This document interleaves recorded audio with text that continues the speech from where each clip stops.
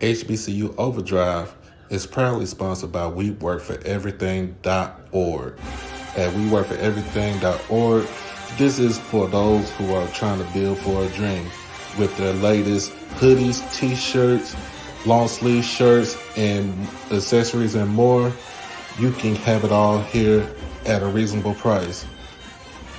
Black owned and operated out of the great state of New York. Like I said, get suited and booted. Check it out at WeWorkForEverything.org. Peace.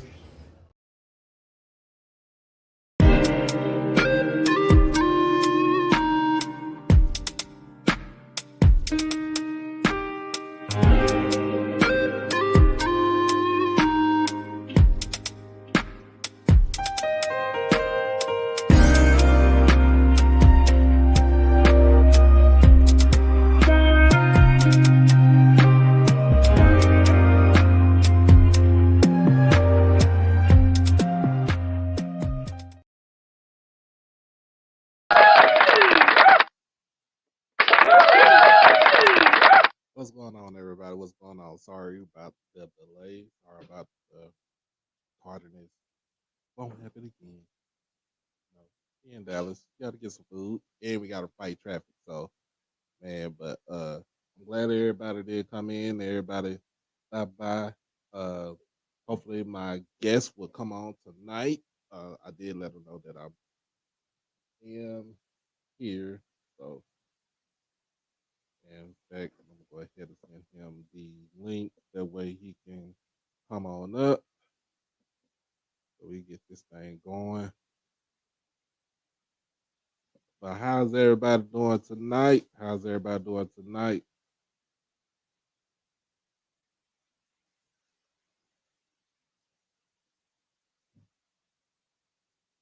How's everybody doing tonight? It is Friday, July 14th, and you are in the presence of Doc Holiday. The Draco will be coming out. Oh. And my mic good? My mic is good, Israel. Make sure my mic is good.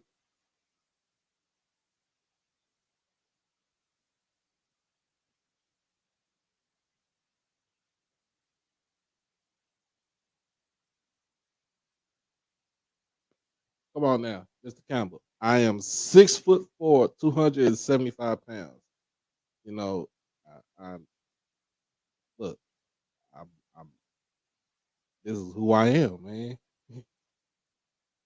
This is who I am. So,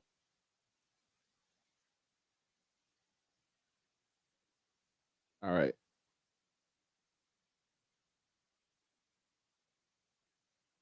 Yes, sir. You already know. You already know. Oak Cliff is in the building. Hopefully my guest comes up. Like I said, hopefully my guest comes up today. As always, this is HBCU tonight.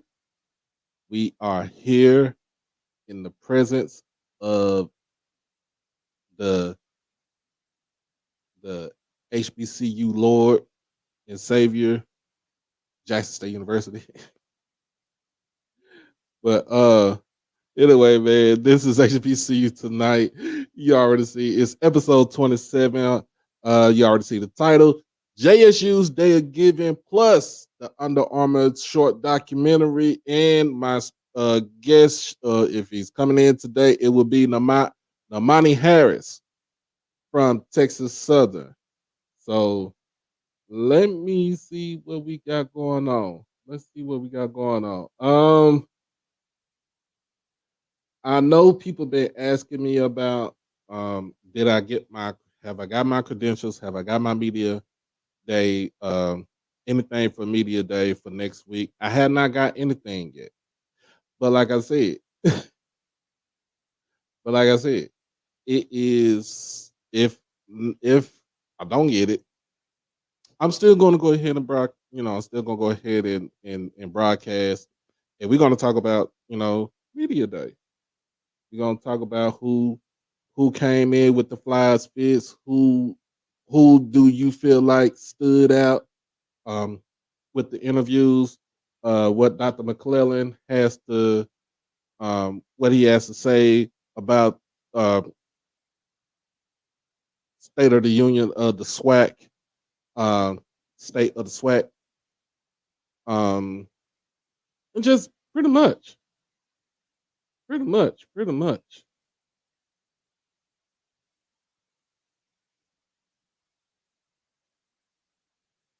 But other than that, man, other than that, we are here tonight on this lovely Friday evening. It is hotter than a dog's ass right now, and I just want to let everybody know this is it's crazy. It's crazy, but it's crazy. Um, we'll be back. We'll be back in a minute. I'm going to play this clip. Uh, let everybody know to give today for Jackson State. Be right back. And homecoming 2018, title of Jackson State Pippin, Mr. Valley.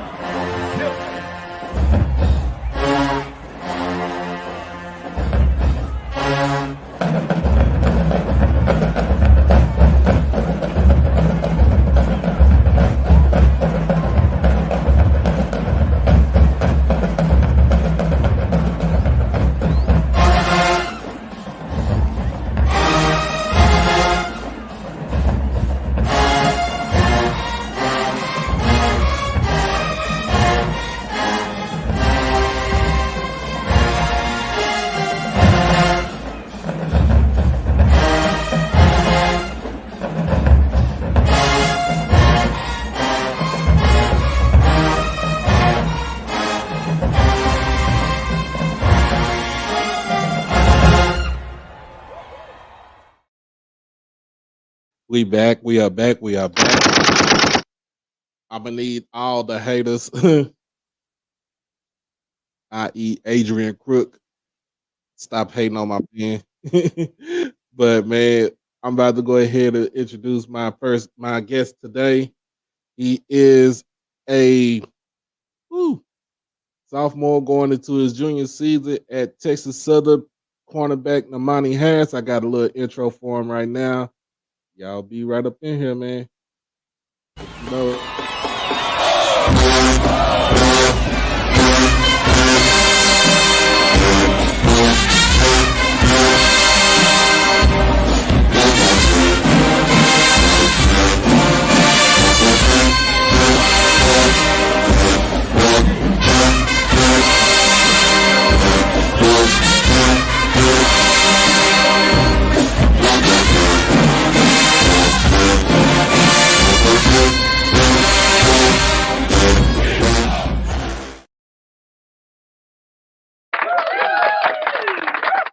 Man, I'm gonna go ahead and introduce my guest, Nahamani Harris. Man, how you doing today, bro?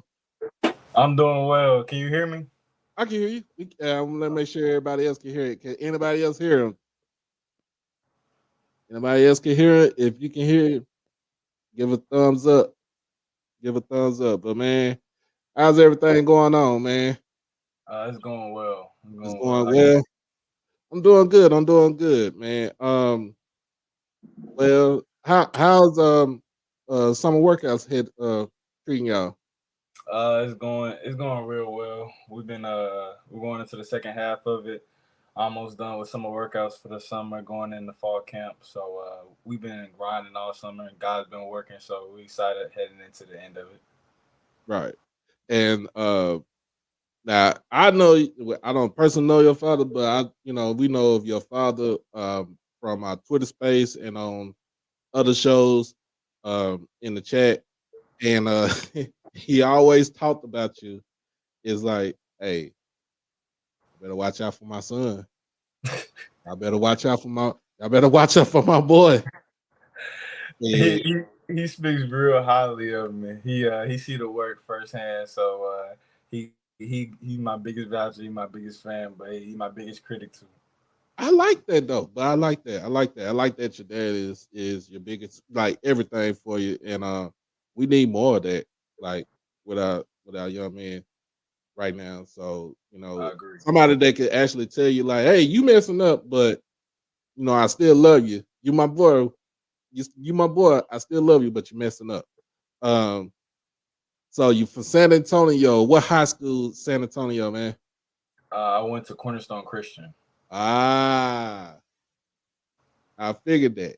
Okay, so if people don't know about Cornerstone Christian, is pretty much private high school in San Antonio. Um, it's not too much to say, but I know they are good at football, and people always talk about the level. What I'm saying the level of competition playing in the private school of Texas. It's just as competitive playing in the private schools than you will play in the public schools. I just want everybody to know that. So at Cornerstone Christian. So tell us about your football career over at Cornerstone.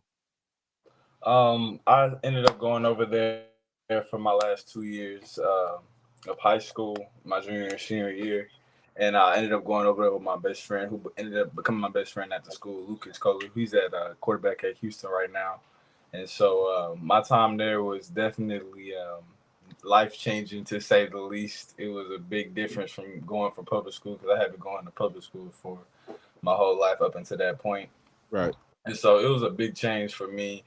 But when I made the switch, so did a lot of other guys. So I was the only one there. So I was the only guy there experiencing the big change from public to private school. So we had a little click up of all the football players in the city that came over and came on board. Okay.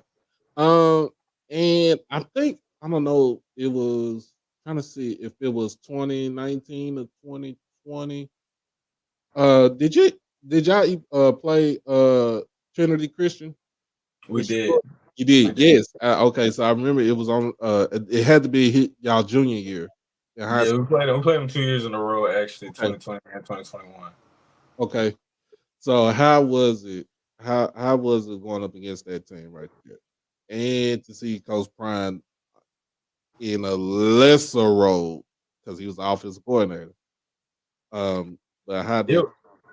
In a lesser role, yes, but he was still the face of the team, so he was bringing all the attention and stuff. But every time we played, it was a real hyped up match. I mean, the first time we played under the radar was there. Then the second time we played, they came actually to San Antonio and played them at home.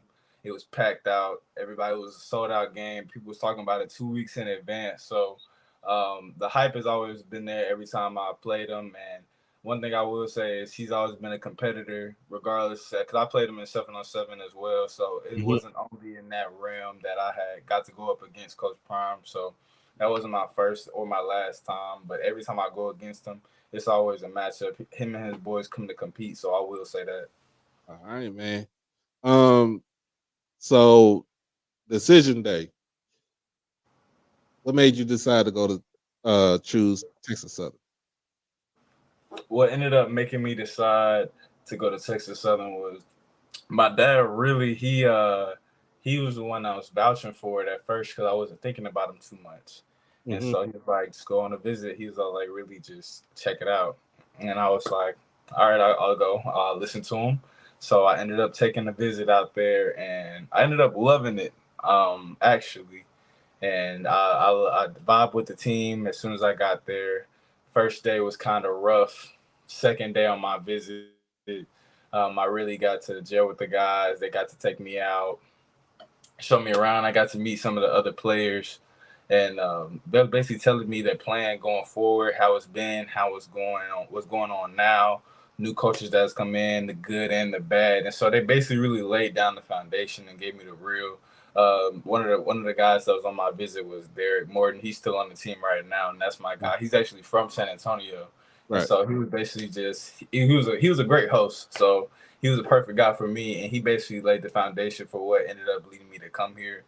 And I was like, I thought this was something I could come be a part of, and a program I can help make better.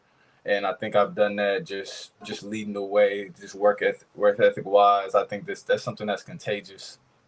And Okay. so I think just going forward, I'm gonna continue to do that. And you was part of the class in 21. That was the big freshman class for Texas Southern. 58 of y'all. And I think well, pretty much maybe 95% of y'all matriculated on through your sophomore and now to your junior year this year. Well, this is my going into my sophomore year. Going into your sophomore year. Okay. So what is it about, the guys that you came in with, your class, your recruiting class, the ones that you came in with, like what is it about those guys that makes your class so special at Texas Southern? I don't think it's one singular thing I can pull on it, but one thing I can say, everybody that's in my class has made an impact on this team up until this point. I can't say that, and a lot of the guys from my class are big pieces on this team going into this new year. So I think we definitely came in and made our mark, and overall, people recognize us. Definitely as the new guys that came in, I think we're doing a good job of replacing everybody that's leaving, leadership Mhm. wise, numbers wise, and we're bringing in people that want to come be a part of this as well. You see us on social media doing good stuff. It's young, it's a lot of energy, and it's like I said, it's a very contagious group, and people love us on the team. And I think we continue to grow that love as the chemistry on our team is getting closer. Okay. We got your boy Carlos, Trophy Chasers. So I'm gonna tell you what's up, man. Oh yeah.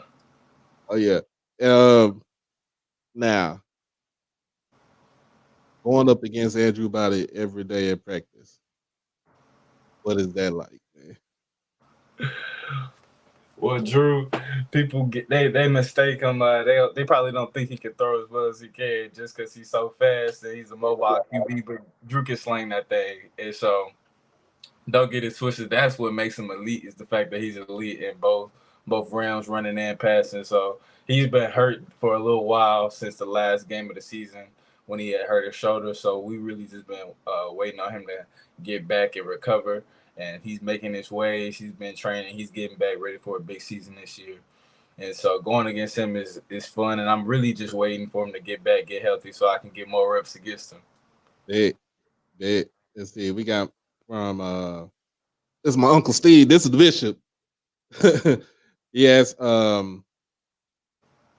being behind the class of Andrew, did that make a difference? You coming to TSU because of the class that was ahead of class ahead of him and what was building? Um, Look, I would say it. We definitely gelled together. That class, at my class and his class. As like I said, the young guys on the team. It and they were already building something like him, Michael Akins, and a few other guys that I can name off the top of my head that are just making a big splash on our team as leaders and big parts of this team. And I think us and them coming together is gelling perfectly, really making that's what I'm saying, is helping grow that chemistry as the guys that's finishing their years up at TSU and the new guys that's coming in. It's growing that culture here, and that's gonna be something that's real and what's gonna be big, honestly, in the end part. Okay, okay. Now I'm gonna call y'all the no fly zone. Y'all the no fly zone on the swag. Um, Very opportunistic as a defensive backfield. 17 interceptions last season as a crew. How do you build up on that, and how do you try to improve on the defense overall? The goal, really have a goal in mind, and like I said, like you said, we had a big year last year, so to come up and win up that, you got to go even harder. And so going into the next year, what's going to be nice is we have a lot of the guys that was a part of that crew coming back, and they were young guys, so we're going to have them for a few years to come, which will be really, really good. And so just to one up that, we still have we lost one of our coaches, but we have Coach DG who is going to be over all of the DBs now, and so that's going to be a big part of our success. It's going to help us go moving forward. And now that everybody's going to be on the same page on one accord, and he's very detailed, he's a very great coach, and that's really what's going to help us prepare to have a even better year than last year, really. And everybody has to be communicated on the same page, film wise, in the weight room. Everything's got to be the work ethic of a champion, really. Okay. Okay. Playing behind Zay Hamilton and having him as a mentor last season, how did that prepare you for this coming up season? Um, Being real close to Zay, and he's gone now, but it was real good to be so close with him last year, and I'm still close with him now. Being able to see him, because he does a lot of things that in my eyes just you can't coach. You got to really experience it yourself on Mm-hmm. field. Really, as a ball player, his instincts are really crazy, and he does a lot of things. Like I said, you can't coach, but you can learn and adapt it to your own game. And so having him be able to make plays, it's like you can go out there and do that too.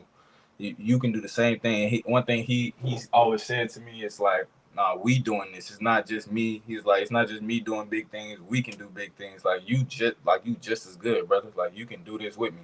And Right. it was never. He always wanted to make sure my confidence was at an all time high. Like I ain't never doubt myself. And so that was really the big thing he instilled in me. Is like never doubt. Like you can do this just like I can. And so that's how I think right now.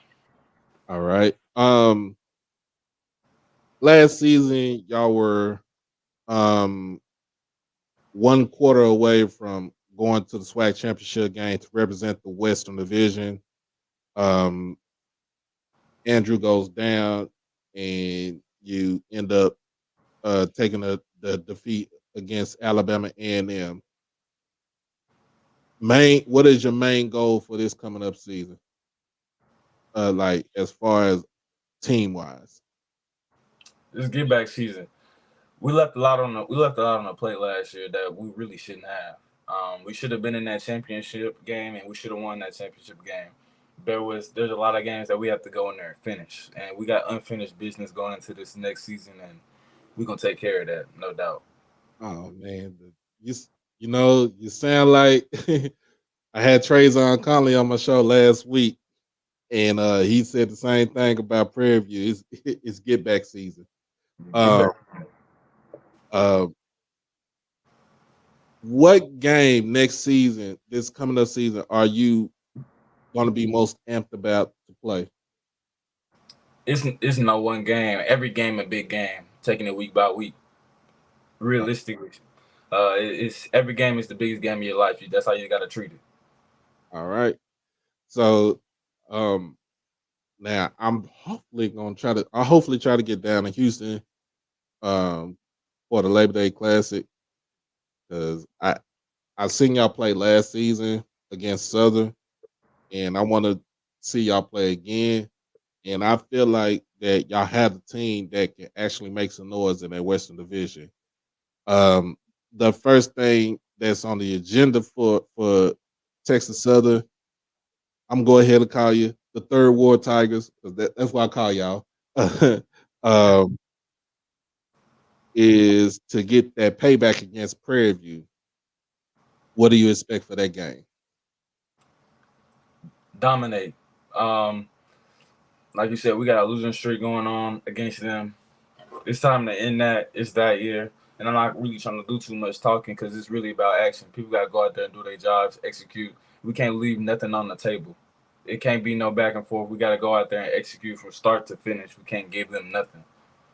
Oh man, woo!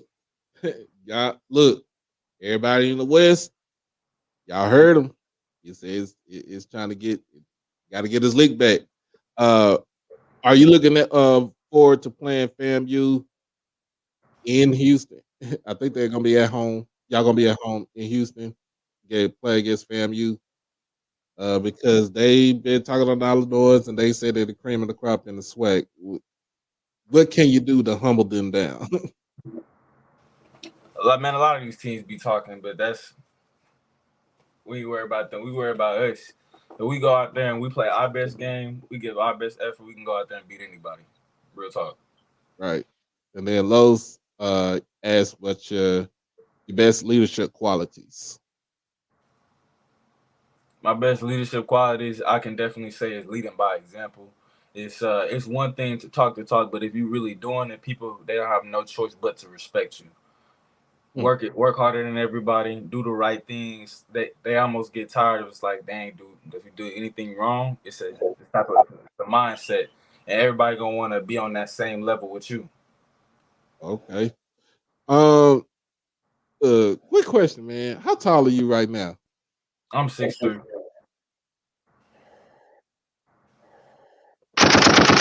6'3". I know you got your weight up, man. Look, I'm looking for y'all to have like I said, I call y'all the no fly zone.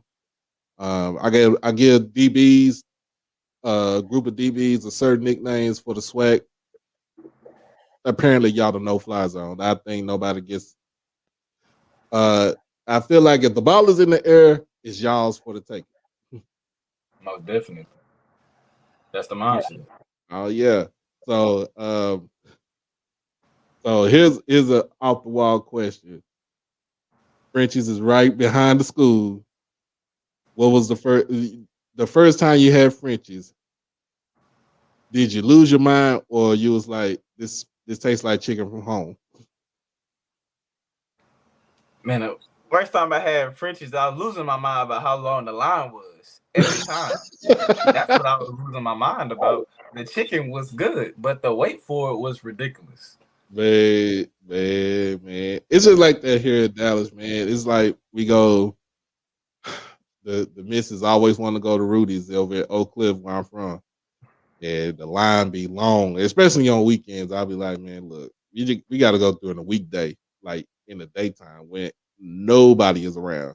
Yeah. But it's the same way with Frenchies, though, man. Stop traffic. Got one of my guys, as my uncle said right here. What he said, what do you think about Quay Davis coming in, transferring from Jackson State? Quay's my guy. He came in and he's already making plays. Expect big things from him this year. I'll say that. He gonna come in and he gonna do what he's supposed to do. Oh snap! I'm about to go speak for him. I'm gonna let him do that. As soon as September 2nd come around, he gonna show you. Oh snap! Let Quay. I need that interview with him, man. Let Quay know I need to speak to my boy. He from the Cliff, so you know I gotta let him come on to the show, man. We gotta show Dallas love up in here.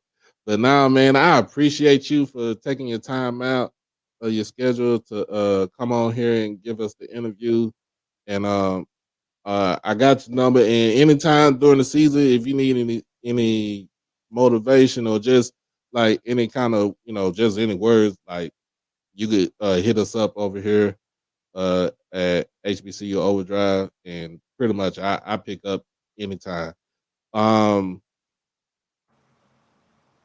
Let me see. Where can they let people know where they can find you at on social media? You can find me on Instagram by my first name with 2 I's at the end, Nahamani, Nahamanii. You can find me on Twitter by my first and last name, Nahamani Harris, Nahamaniharris. All right, man. Well, we appreciate you coming on, bro. Well, I appreciate you having me. I make sure I make my way to Houston to come check y'all out again, bro. Hey, most definitely. Hey, you have a good one. Thank you. You too. All right. Man, that was a good interview, good conversation right there. I like that kid right there. He one of them ones right there. He don't back down for nobody. And I like it. So we're gonna take a quick commercial break, and we'll be right back, and we'll talk about the day of giving. All right.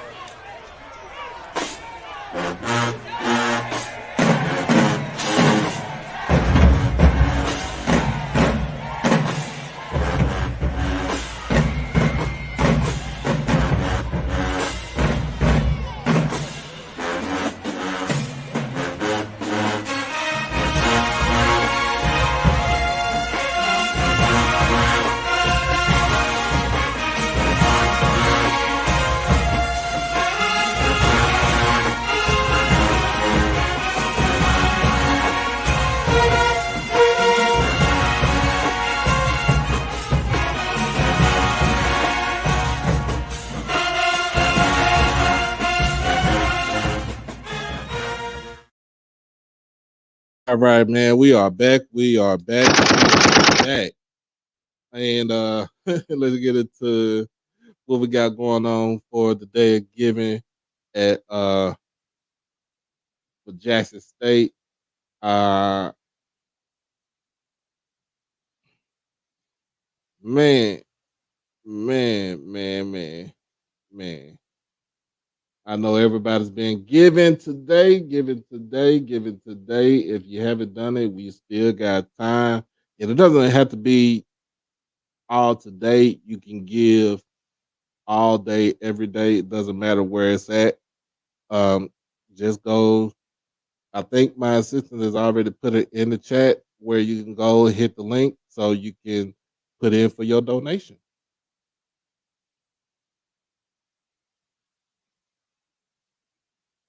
Put in for your donation. But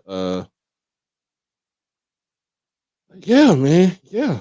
We got some things going on. If Simona, you still in here, come on up. Come on up. Come on up.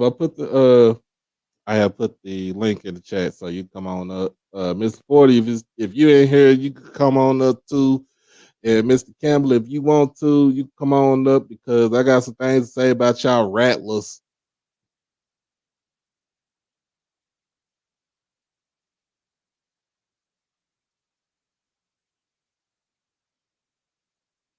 It's about those rattlers.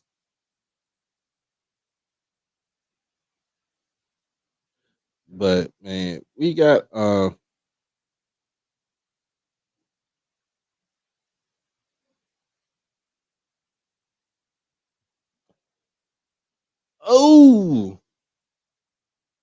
hold on. Okay, so I don't know why we playing Texas Southern for the third year in a row. So we haven't played Prairie View since 2019. So they've been off the schedule for 3 years.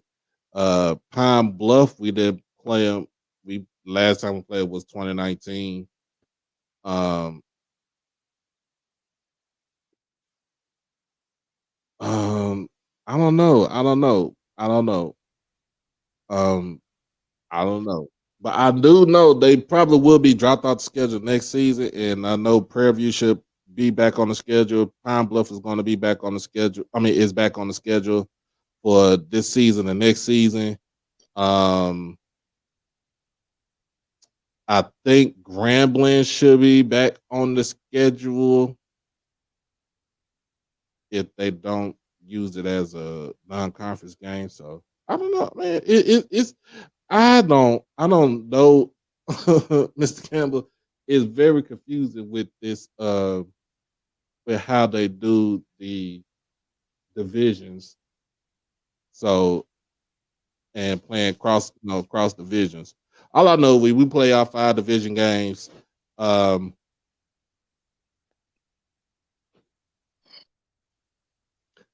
that's all I feel. Mr. Four, how you doing tonight? Hey, how's it going? Can you hear me? Yes, sir. Okay, all right. Those divisions are getting ready to go the way of the dinosaurs. The most of these conferences now is looking at doing away with divisions. Okay. And when they have the championship game, you take the top 2 teams. So you can look at FAMU and Jackson State in that championship in the coming years. Right. Instead of being the Eastern Division. Well, I think I'm all for getting rid of the division. I like what my guy said on Wednesday about the SIAC getting rid of divisions. Yeah. And you can actually get the top 2 teams, the true top 2 teams to play against each other. So I'm all for that. The Big 12 has done it for years, right? The Big 12 done it for a couple of years. You know, they done it for years because of the simple fact that when A&M and Missouri, Texas A&M and Mizzou, they left out to go to the SEC, and then it kind of made the schedule. Not schedule, but it kind of made the it kind of made the conference uneven.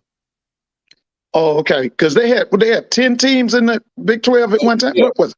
So when Mizzou and A&M left out, it was 10 teams. Right. And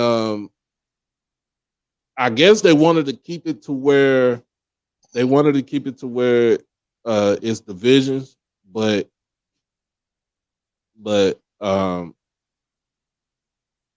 you add, I mean, they took it out, and then remember you add in West Virginia, and you add in trying to figure out who's the other team that they added. I mean, they added in West Virginia. Right. So West Virginia should that when they added in West Virginia, it should have went to be back into divisions, because that is a long ride. Yes, it is. That's basically over on the eastern. That's near the eastern seaboard.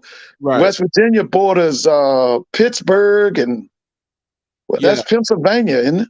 Oh, so it was. You know what? It was lopsided, because remember, I just thought about this. Colorado going to the Pac-12, and then Nebraska. Remember, they left out to go to the Big Ten. Right. So they was already gone, and then you add in the other teams. So you had it, you added in West Virginia. Now you're gonna add in BYU. You're gonna add in Central Florida, University of Houston, Cincinnati, isn't it? Cincinnati. But you lose, like you said, you lose Texas and Oklahoma, and they go to the SEC. I watched that media day. I think Texas and Oklahoma are going to regret going to the SEC. Listen, Oklahoma's probably going to get beat down, because you know what? Them teams should have stayed in the Big 12. Yeah. I know that's a money move by ESPN, but I think Oklahoma's going to get. I think they're going to become irrelevant. Now, if I say this, Mr. Ford, I wouldn't think they would get beat down if Lincoln Riley was still there. If Lincoln Riley was still at Oklahoma, it would have been a whole different story. They'll probably be top 3 in the conference. It'd be Bama, it would be Georgia, Bama, Oklahoma, and then the rest of the Temptations. Wait a minute, you think Oklahoma's program is above LSU? I was saying if Lincoln Riley was still the head coach, you think they would be better than LSU? It would have been better than LSU. Oh no, Doc. No, Doc. See, one thing about Oklahoma, they haven't played defense since Barry Switzer was there. Shit, they haven't played no defense, man. Nah. They play defense. They play defense with Bob Stoops. Probably is the first. Oh yeah, you're right. Bob Stoops is all right, but man, listen, Oklahoma's program, I don't see how you can pick them over LSU. It all depends on what Brian Kelly does. What do you think? Here's another thing, and I know this is PWI we talking about. I know it's my HBCU channel, but it doesn't matter. But we're gonna talk about this. What do you think about University of Tennessee getting slapped with an $8 million fine by the NCAA? Who was that? The Volunteers. Yeah, you talking about for that Jeremy Pruitt stuff? Mm-hmm. Oh yeah, they better be glad they didn't have to forfeit. Did they have to forfeit them games? Nope. Because Jeremy and them was doing all kind of crazy stuff, meeting kids at McDonald's, which they can do it now, putting money in paper bag. They was doing some crazy stuff, man. And they wasn't even hiding it. It's crazy if you really think about this. Philip Fulmer was the head coach of Tennessee for almost 20 years, and not one time had you ever heard that man get in trouble. Yeah, after he left, that's when the program failed, man. Right. That program failed. But I knew that once they got that guy from Central Florida, they brought the AD up there. I think his name was White, and then he brought Josh Heupel. Josh Heupel. Yeah, I had seen Josh somewhere else. I'm trying to think. He did a good job at Central Florida, but I saw him as offensive coordinator somewhere. Well, Was it Missouri? He was at Missouri, right? I think so. Then I seen. Yeah, he did a good job at Missouri. When he played at Oklahoma, he was. Yeah, he played for Stoops. That's who you was talking about. You said Bob Stoops. He played for Bob. Yep. Yeah. And Jeremy Pruitt got a 6-year show cause penalty. He could have got worse than that. Jeremy and them was awful, man. They was awful. I'm sorry, man. I'm sorry, y'all. I looked at that, man. I'm a Tennessee fan. I've been rocking with Tennessee since Heath Schuler. I'm a be. Oh yeah. I know,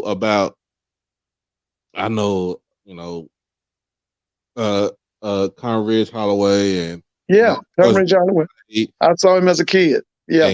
And Bill Bates, all those, Billy Bates. Billy Bates got run over by Herschel Walker when Herschel was a freshman. But guess what, though? Bill Bates got 3 Super Bowl. Yeah, he came to the Cowboys. I remember he was a safety and special teams guy, right? Yep. Yeah, I remember him, Billy Bates. He played for Johnny Majors. Yeah. But yeah, man. I read that. I was like, ooh, and they got lots of scholarships too. So yeah. And let's see, lots of scholarships, 5-year probation. Yeah. I think I hadn't read the whole thing. I think it was something like that. Yeah, like you said, after Phil Fulmer, man, they picked some terrible choices for head coach. They had that Dooley guy, Derek Dooley. They had Butch Jones. They had who else is up there? Pruitt. Lane Kiffin. Lane was just so double-minded.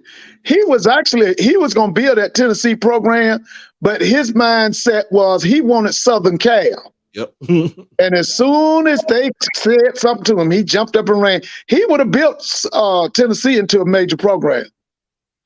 You know who that remind me of right there. Huh? You know who that remind me of? Who's that? Right. That was the same, in a sense. That was the same move that Coach Prime did to Jackson State to go to Colorado. I'm gonna say this. Listen, when it came to him going to Colorado, I was glad because he didn't want to be in Jackson. So hey, adios, Avita Sane. I was glad when he left because you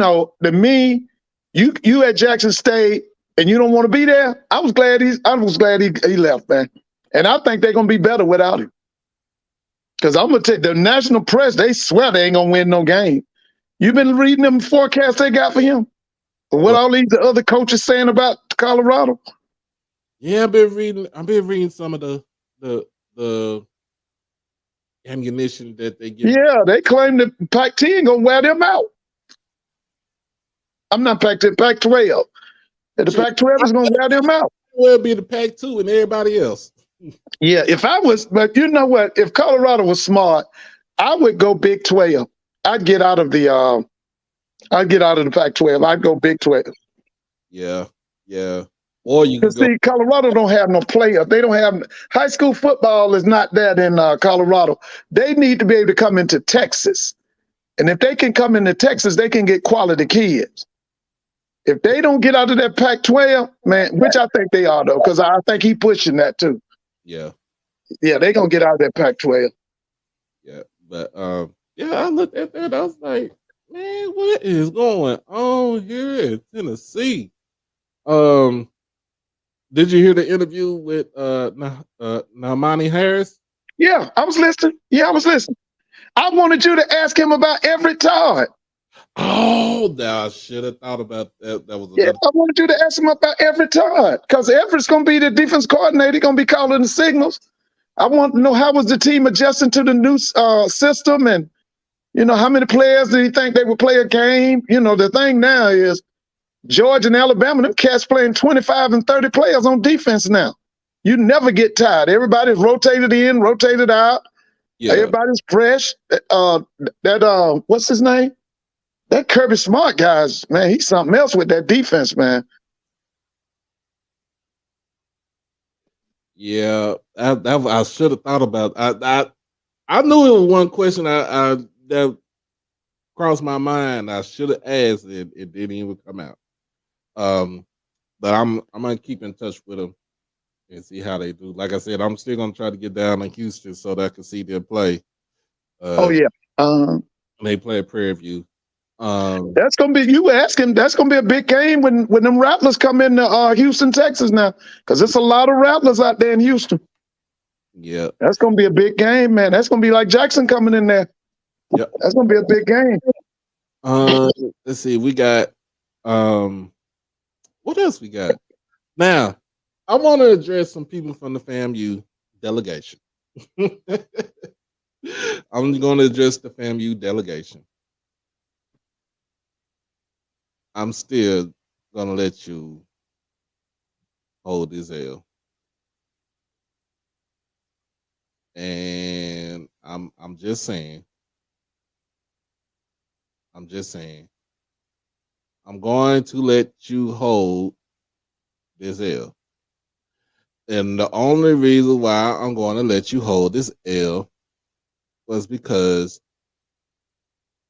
Kamari Stevens was one of the representatives for FAMU to go to Media Day next week. Now, he basically does an about face and goes into the portal, and now you got to scramble to see who else you're going to send down there. I heard something about who they sending. I don't know if I heard it on the Owen orange and green strike zone, but they said who's going to go in his place. Right. It was somebody on the defense. Mm-hmm. So it's Musa and let me see. It was somebody else. I can't remember who it was because I heard it. I heard they. But as far as that, what you call him, Jim? What you call him, Stevens? What's his first name? Kamari Stevens. Listen, man, he's a distraction. He is. You know what? He just like Dion. I'm glad he gone. If you gonna pull a stunt like he just pulled, man, move on. Go on. Now I understand he was. Yeah, go on. He was a grad student. He was a grad. He did graduate from FAMU, so he does have as on his diploma. Right. All right, on his degree. So that's good. That's one good thing right there. But like you said, why go into the portal a month before? Oh, well, not even a month. 2 weeks before fall camp starts.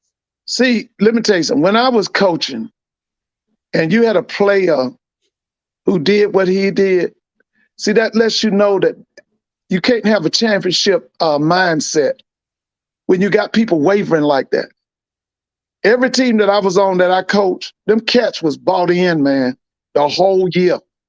We knew the year before that we had a championship team.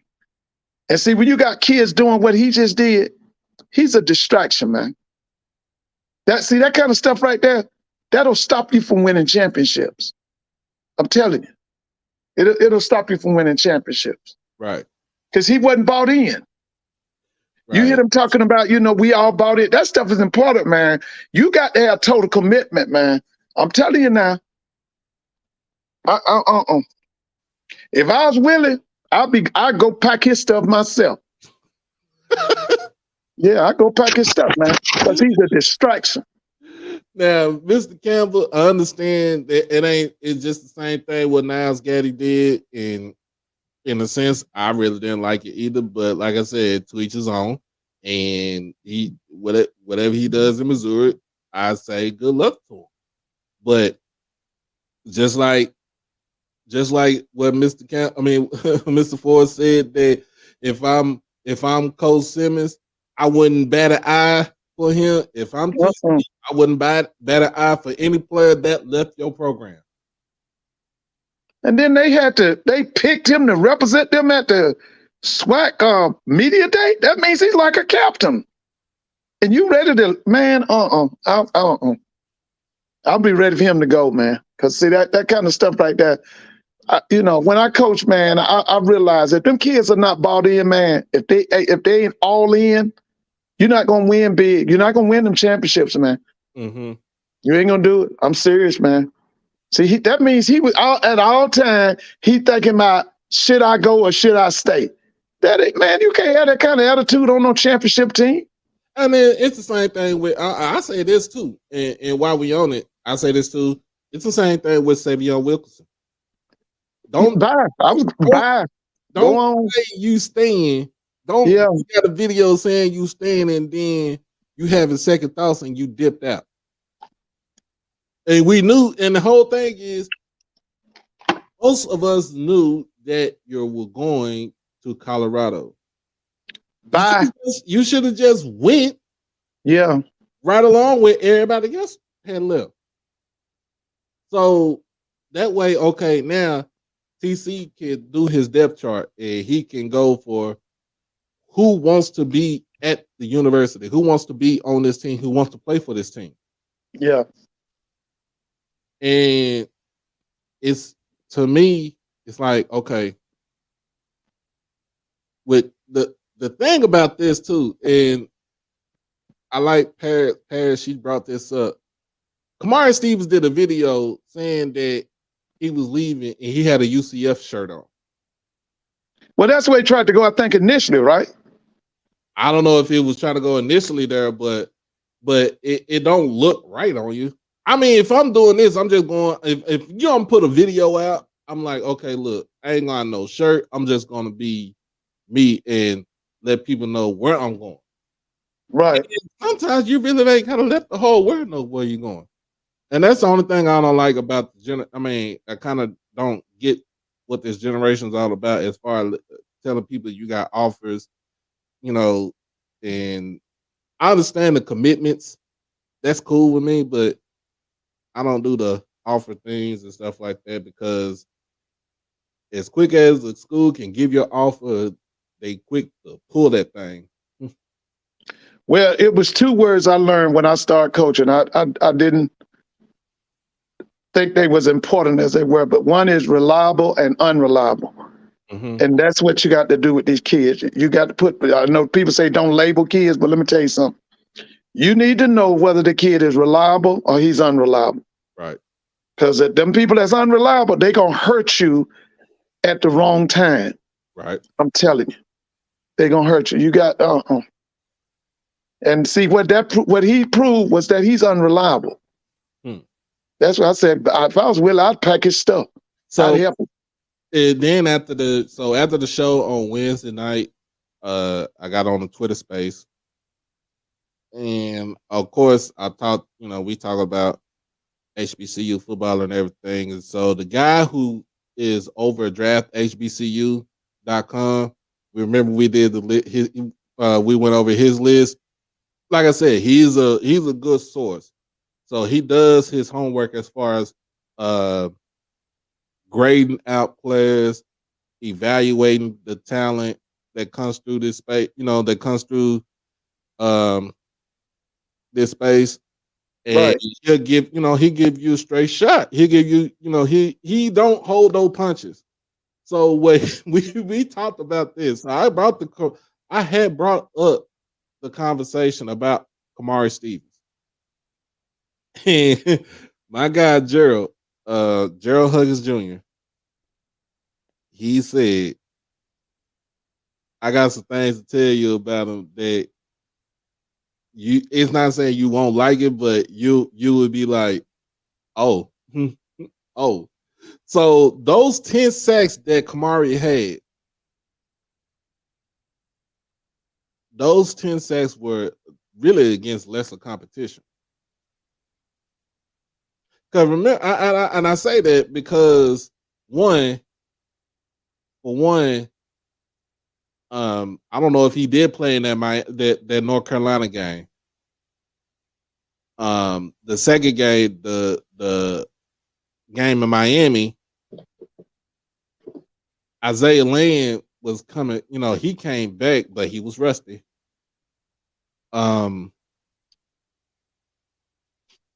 The whole defense got dominated the whole game. And then the next week, they play Albany State. They play Albany State, and pretty much Albany State gave them a run for their money. So what I'm saying is, in the big games that he's supposed to shine in, he did not shine. So those sacks, those 10 sacks, were really just stuff and sacks.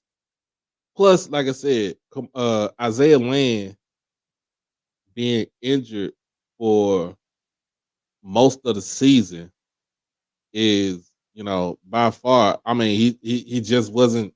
He's just not that guy. You talking about a guy that's probably about 265, 270, and wants to go to a Power 5 or a G5 school. If you go to a Power 5 school, this is what they're going to tell you to do. They're going to tell you to bulk up, Yeah. or they're going to tell you to lose the weight. He can you hear me, Doc? Yeah, I can hear you. I don't see him as a Power 5 lineman. Not no defensive line. I can see him in the group of 5. I can see him Sun Belt, Conference USA. I definitely don't see him as an SEC. I don't see him as a Big 12 guy. I don't know. I think he fooled himself. But they see when them guys come in now, they come in talking in NIL, and they talk about, I'll put $150,000 in your account. I'll give you this truck. See, that's what them kids, that's what they go for now. When they hear that, they go crazy. Because that's how these schools are talking now. Right.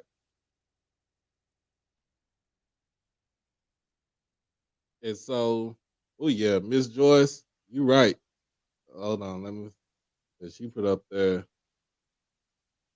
They should not even won the game against Albany State. They was not supposed to win the game against Albany State. And Doc, by the way, Albany State got a new athletic director today. Yes, She's coming from Vanderbilt. I heard about that, man. Yeah, she had as a young. I think originally she worked at Johnson C. Smith or somewhere. Okay. Yeah, so Albany State and Tuskegee, I think there is interest at those schools of possibly trying to either join the MEAC or the SWAC. If I'm Albany, I would probably join the MEAC because they gives them Georgia. That gives them Georgia because they pretty much lost Florida. You don't have a school in Florida no more that you go to. Yeah, but them people in Albany ain't gonna want to play no Delaware State. They ain't gonna want to play no Morgan.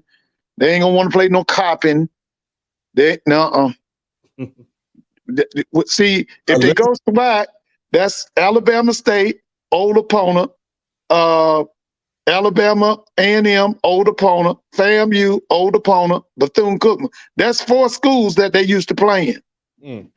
Yeah. Now, they're going to have major problems talking about some flying up to Morgan and what's that school? Delaware State now. That's going to be a problem. Well, or I could see if they do join the SWAC, that would be good because then you do have Georgia. You'll get South Georgia. Yeah, you get they got nice facilities too. Got a nice stadium, nice arena. Mm-hmm. That would but the other thing is I think the Gulf Coast Conference, like you had a guest the other night was talking, they after them too. Yeah, that's Valdosta State and West Georgia and that crew. West Georgia. Oh yeah, West Florida's in that conference also. And Mississippi College in it? Is Mississippi College in the Gulf Coast? Or Arkansas? I think Delta State is in the Gulf. Delta State, yeah, that's right. It's a real competitive Division II conference. Let me check and see.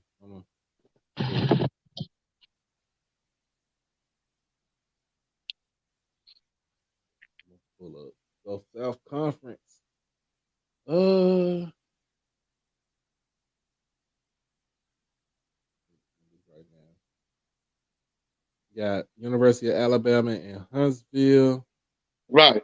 Auburn University at Montgomery, Christian Brothers University in Memphis, Delta State, yep, Lee University in Cleveland, Tennessee, Mississippi College, University of Montevallo, Shorter Right. University, Union University, Valdosta, West Alabama, West Florida, and West Georgia.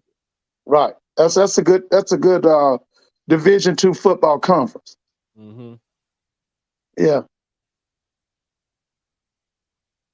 Yeah, so I'm thinking, yeah, you can put them up in there.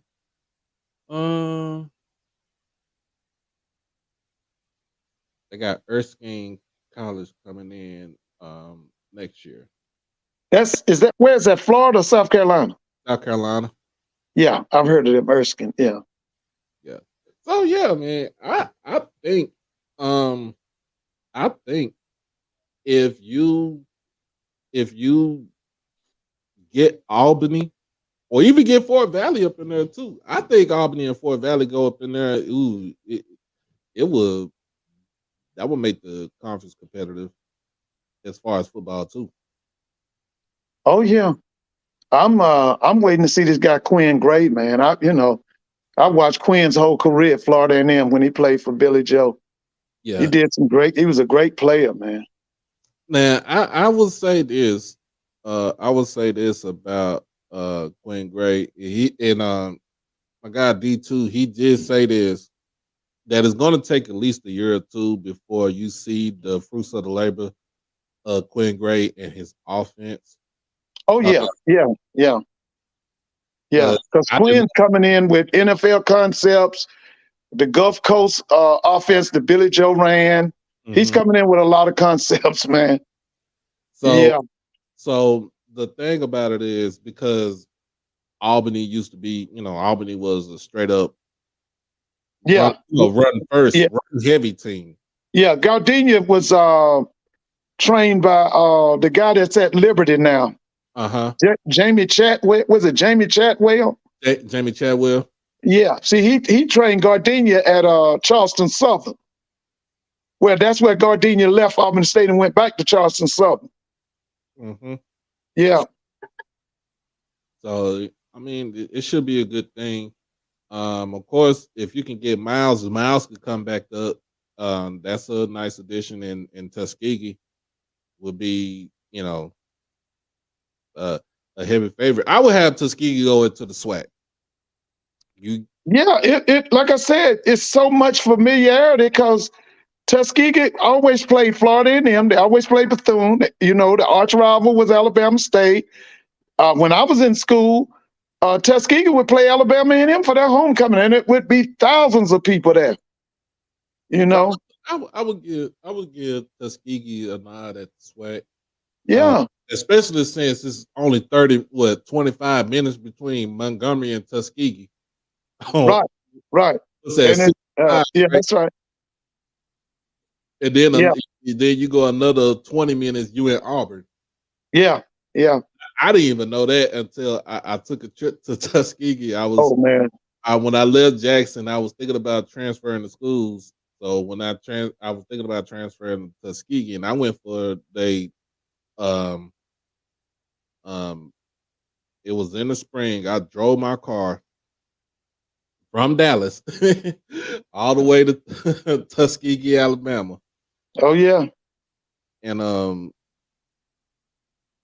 they had it was kind of like their orientation. So I was like, okay, I wouldn't mind coming over here. I wouldn't mind coming up, coming to school here. My sister is a graduate of the Swift Growing. They call it the Pride of the Swift Growing South. My sister's a graduate of Tuskegee. They have a serious historical legacy in history, man.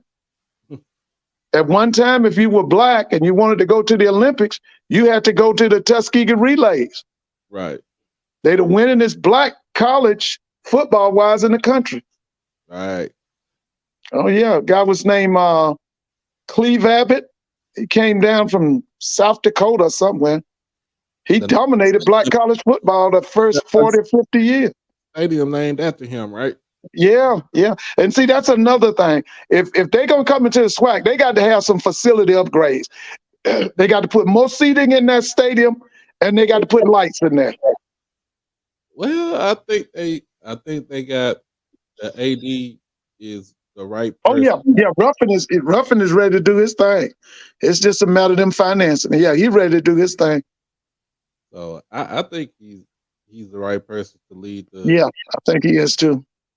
So I feel like they'll get everything. But let me go ahead and get this out the way right here. We have earlier today, this morning, Under Armour in coalition with Jackson State put out a short documentary because Under Armour being at Jackson, they was there prior before to the spring game, Uh-huh. and this showing the TC Taylor era. I actually liked it. I'm Right. not going to you. It was a good thing. What I saw, I liked how he picked the players that he wanted to pick to represent the team, and Rico Powers, Right. Hmm. Jalen Hughes, and Seven McGee, Right. and they all three sound intellectual, intelligent. Seven sounds like somebody uncle that you see at the corner, tell you to go to the corner store. Come here, nephew. Come here. Oh He, yeah. he got that heavy New York accent, so it's easy to spot him out. But I like what they did. And shout out to Ken Clark, man. Shout out to Ken Clark. They gave him he was asking the questions on the second half of the documentary, and it's a great. I'm gonna tell you, it's a great day to be a Tiger. Oh yeah. So And you heard that the school that you're playing in Texas. What's that school called? Texas State. It used to be Oh, Southwest Texas State University. right. Okay, so Texas State hired the quarterback that was at Incarnate Word. What was his name? Scott. Lindsey Scott. They hired him on the staff now. Man, I seen that. I was like, I almost dropped my phone. And I was thinking, I was like, okay, son,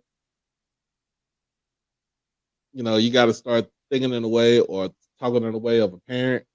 Right. And you're like, son, you're either going to go up north to play in the CFL, or you can get drafted in the XFL or the USFL. You have opportunities. But he didn't really want that. He wanted to be on the NFL team. He did get a minicamp tryout. It did not work out. So you cannot, you have other options to go and be a professional football player. Right. But nobody didn't give you a call. But he also got, and like I said, he had got drafted. So I would have went to where you got drafted at, and that's just me. Where did he get drafted? In the USFL. Oh, okay. Okay. That's just me, y'all. But him going to Texas State, of course, he was there with GJ Kinney. Yeah, right. That's who hired him. So it's not like that. He doesn't know anybody that's not that's over there. He knows pretty much the whole coaching staff. That they all came to him. They all came with Kenny up to San Marcos. Oh yeah. Oh yeah. So he's gonna be over. I think it's like quality control, office of quality control. If Okay. But now this gives him a chance to where he can get his his feet wet being a coach. Oh yeah, that's a big job for him. I mean, that can open up a lot of doors for him if he does well. Yeah, I mean, of course, we all know what you did last season. We all know what you did last season at FCS. You Yeah, literally destroyed a lot of passing records in the FCS. Some that haven't been touched since Steve McNair. right. But I give it to him. Kudos to him, man. I'm praying that he does, that he's successful in this new line of work that's coming up. Hey Doc, whatever happened to Jim Wacker? Jim Wacker passed away in the early 2000s. Oh, listen, when I was in college, Jim Wacker was at Southwest Texas State. They played Fort Valley in a playoff game. He left Southwest Texas State. Didn't he go to TCU or Minnesota? He went to TCU first. He went to TCU. That's right. Then he went to Minnesota somewhere. Mm-hmm. Yeah. They I'm trying to think. He was at TCU. That's when they brought in he changed everything up. They did the TCU power logo, power and everything. A lot of people did not like that. Okay. They had to go away from that until what's the guy's name? Francione. Dennis Francione. Yeah, Dennis. Yeah. And then they switched everything up, and then, like I said, Gary Patterson came in and he took it to a whole nother level. So Southwest Texas State, they were Division II, so they've gone all the way to from Division II to Division I, right? Mm-hmm. Southwest Texas State, it was crazy because when I was at Stephen F. Austin, we were still playing them. Okay. So when I was at Stephen F. Austin, we played them, and that's what they were still they didn't go by Southwest Texas State. They changed the name to Texas State at the time. Right. And it was crazy because it's like they're one of the only schools that was in the Southland Conference at the time that had a student population over maybe like 13,000. Okay. Their student population is 33,000. Right. Because now they're Sunbelt, right? What's their affiliation? Sunbelt. That's right, Sunbelt. Yeah. Oh yeah. But I'm just saying, even before they even joined the Sunbelt, they had 30-some thousand kids. Oh yeah. Yeah, I remember Southwest Texas. I remember them. Oh yeah. And I just say, like, they came a long way. And like you said, they were Division II. Division II, yeah. That was in I want to say that was 1981 or 1982. I think it was 82. They went from Division II to FCS to FBS. Yeah. In a span of 40 years. Oh yeah. Well, Troy State did the same thing, right? Troy State was Division II, Division I AA, and now they're FBS. Mm-hmm. Sam Houston was the same. Sam Houston the same way too. Yeah. Wasn't about to do it. Jacksonville State. State, yeah. James Madison, in the sense, was the same way. Yeah. Most of these FCS teams that's moving up, they were somewhat started as a D2 school. Even when FAMU, I say FAMU, when they was about to go through their growing pains of being Division I, they started out in the SIAC. That's Division II. Yeah. But let me tell you, that going Division I by FAMU, that was a disaster, man. I think that collapsed their program. Billy Joe got fired. And let me tell you, I told you this 100 times. From 2003 till Willie Simmons showed up, that program was chaos and confusion. And it all started with them talking about they were going to play Division I football. It was the worst thing could have happened to them. It was the worst, man. That was the worst thing could have happened to them. Yeah, I just say it like this.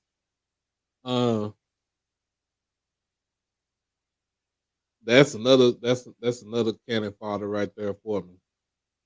So I don't like it how people say, well, Jackson State wasn't good for 7 years. So let's get this. I want to get this correct, everybody. We're gonna get this correct.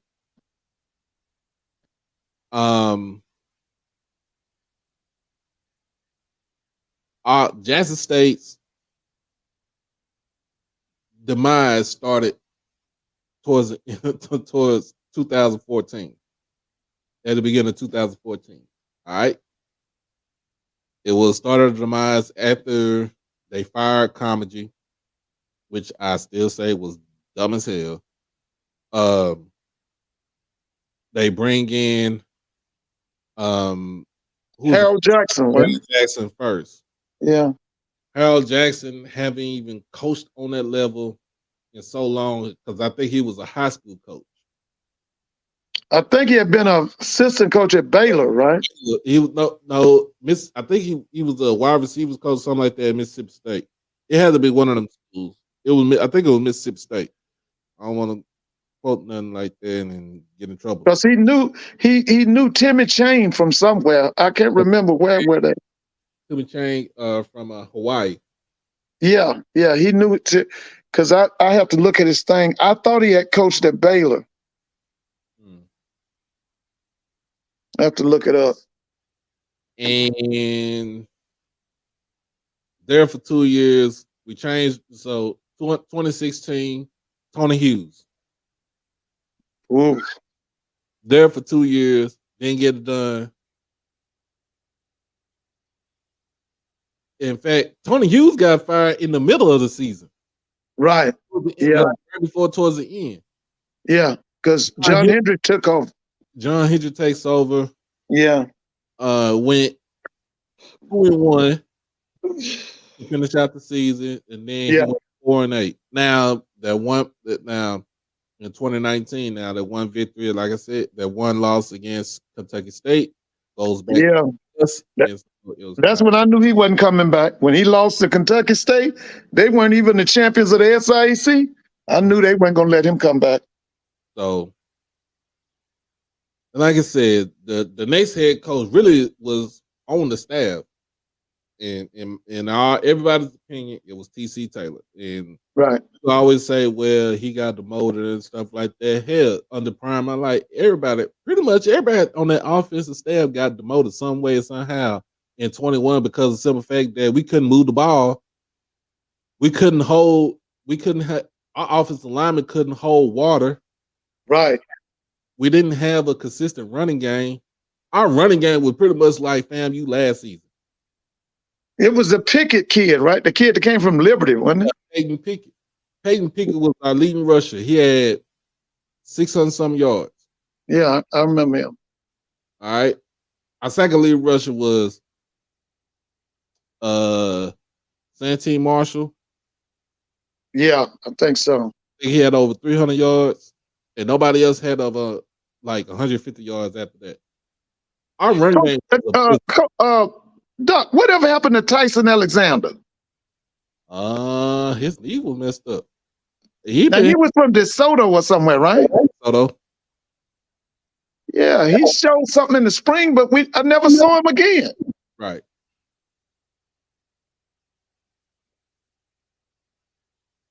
Yeah, but I think he got his degree already. So okay. Yeah. He did get his degree. Right. But I haven't heard anything back from him. Yeah, and then with the offense of 21, that's basically Prime getting his homeboys. What'd you say, Mr. Ford? Don't hire your homeboys. No, that was Dooley. That was Dooley with them homeboys. Nah, but Prime hired his homeboy. Jason Phillips was his homeboy. Yeah, I remember. That's right. Jason played for the Falcons. Yeah, Dennis Thurman was his homeboy. That was his Oh, defense. Dennis Thurman is the GOAT, man. I love Dennis Thurman. Alan Ricard was his homie too. So Yeah, that's right. He was the he was special. Raven. What was he? Baltimore Raven? Yeah, Baltimore Ravens. He was Yeah, I special remember him. I remember he was was he a fullback? fullback. Yeah, I remember him. So I'm Yeah. like, yeah, he hired some of homeboys too. So yeah, Yeah. he gonna put it But like that. And, Dennis Thurman was the GOAT, man. I love Dennis Thurman, man. and the two gems that he still had on his, actually I say three, because Dennis Thurman is in the league of his own. But the Yes, he was. that he had was Jeff Weeks, Yeah, Coach I remember Jim. and TC. Yeah. The weakness was the offense coordinator position and the offensive line coach. The offensive line coach was terrible. It was Did he go to Colorado with Prime and them? yep. He was terrible, man. That first offensive line was Cedric Dunbar. What was Evans' name? Tony Evans? What was that boy's name? So Tony He was Central Florida. He was from Central Florida. Tony Gray. Tony Gray. Oh, that was a terrible offensive line. Oh, that offensive line was terrible, man. And they got exposed in that Celebration Bowl here. And another thing too, I want to tell people was the reason why Brian what y'all say somehow demoted TC was because TC was trying to run an offense that he felt like was not indicative of Shador and his playmaking ability. He wants to throw the ball. He wants him to be an actual quarterback and throw the ball 30, 40 times. And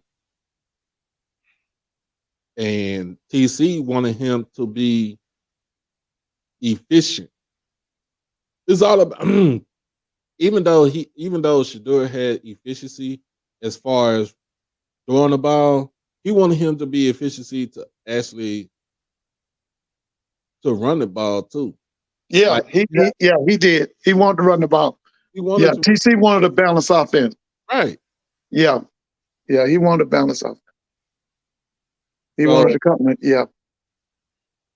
So I'm just saying, like,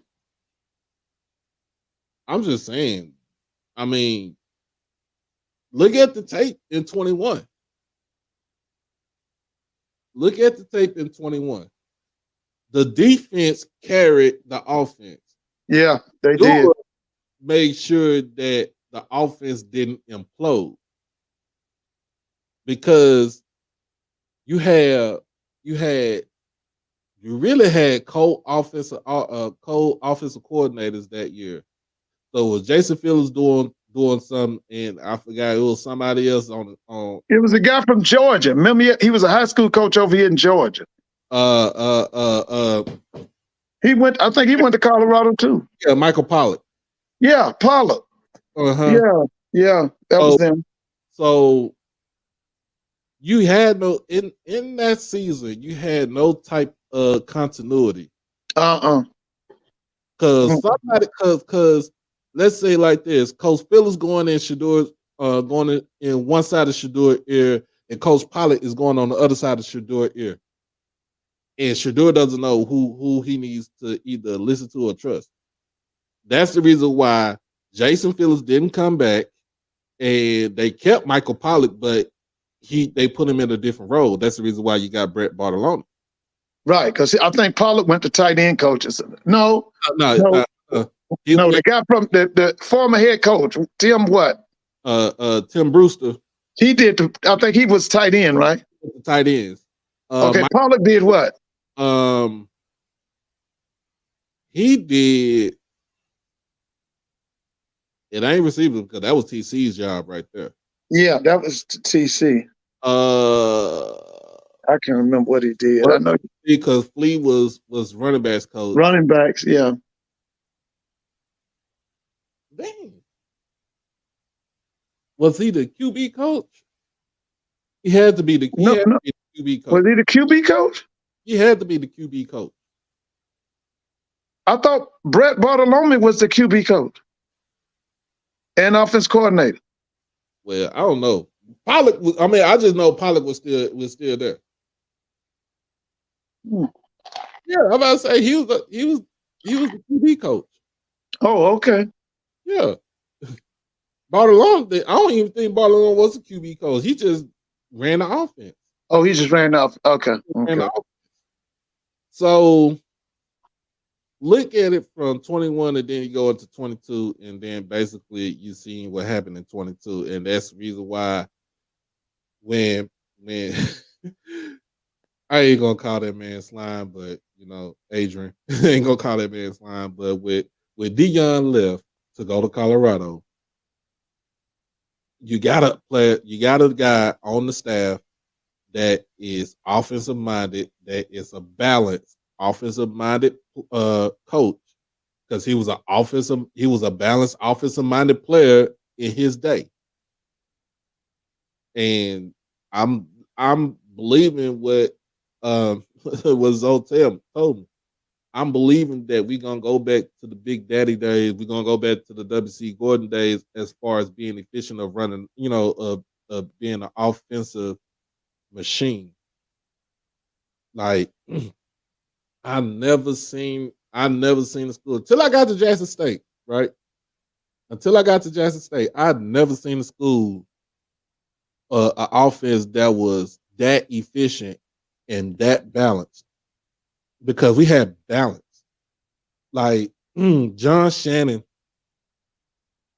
when he was the offensive coordinator, wanted balance. That's the reason why you had Destry Wright run for like 1,600 yards. That's the reason why you had players like Corey Bradford getting like almost 1,000 yards.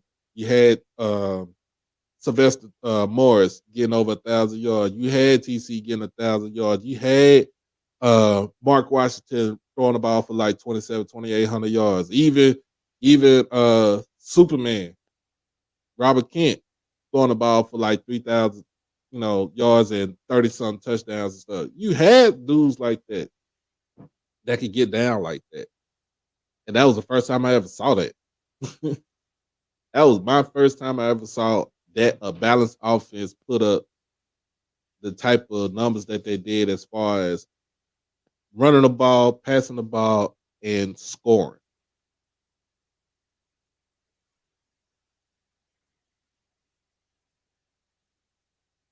So, I mean, that's what I see. That's what I see. That's coming up. But to get back to what I'm saying, like you said, when they try to make that jump from the FCS to Division One, and they didn't even join the conference. They went independent. Yeah, it was I'm telling you, it was a disaster. The more money you got, it was a disaster. You are independent. You don't have a conference to back you up. They didn't get a replacement for Billy Joe. Let's see. They fired him in 2003. Mm-hmm. Willie comes to town, 2017? What's Willie Simmons' first year? 2017. Yeah. I mean, it was, man, they went through, first it was Reuben Carter. He was horrible.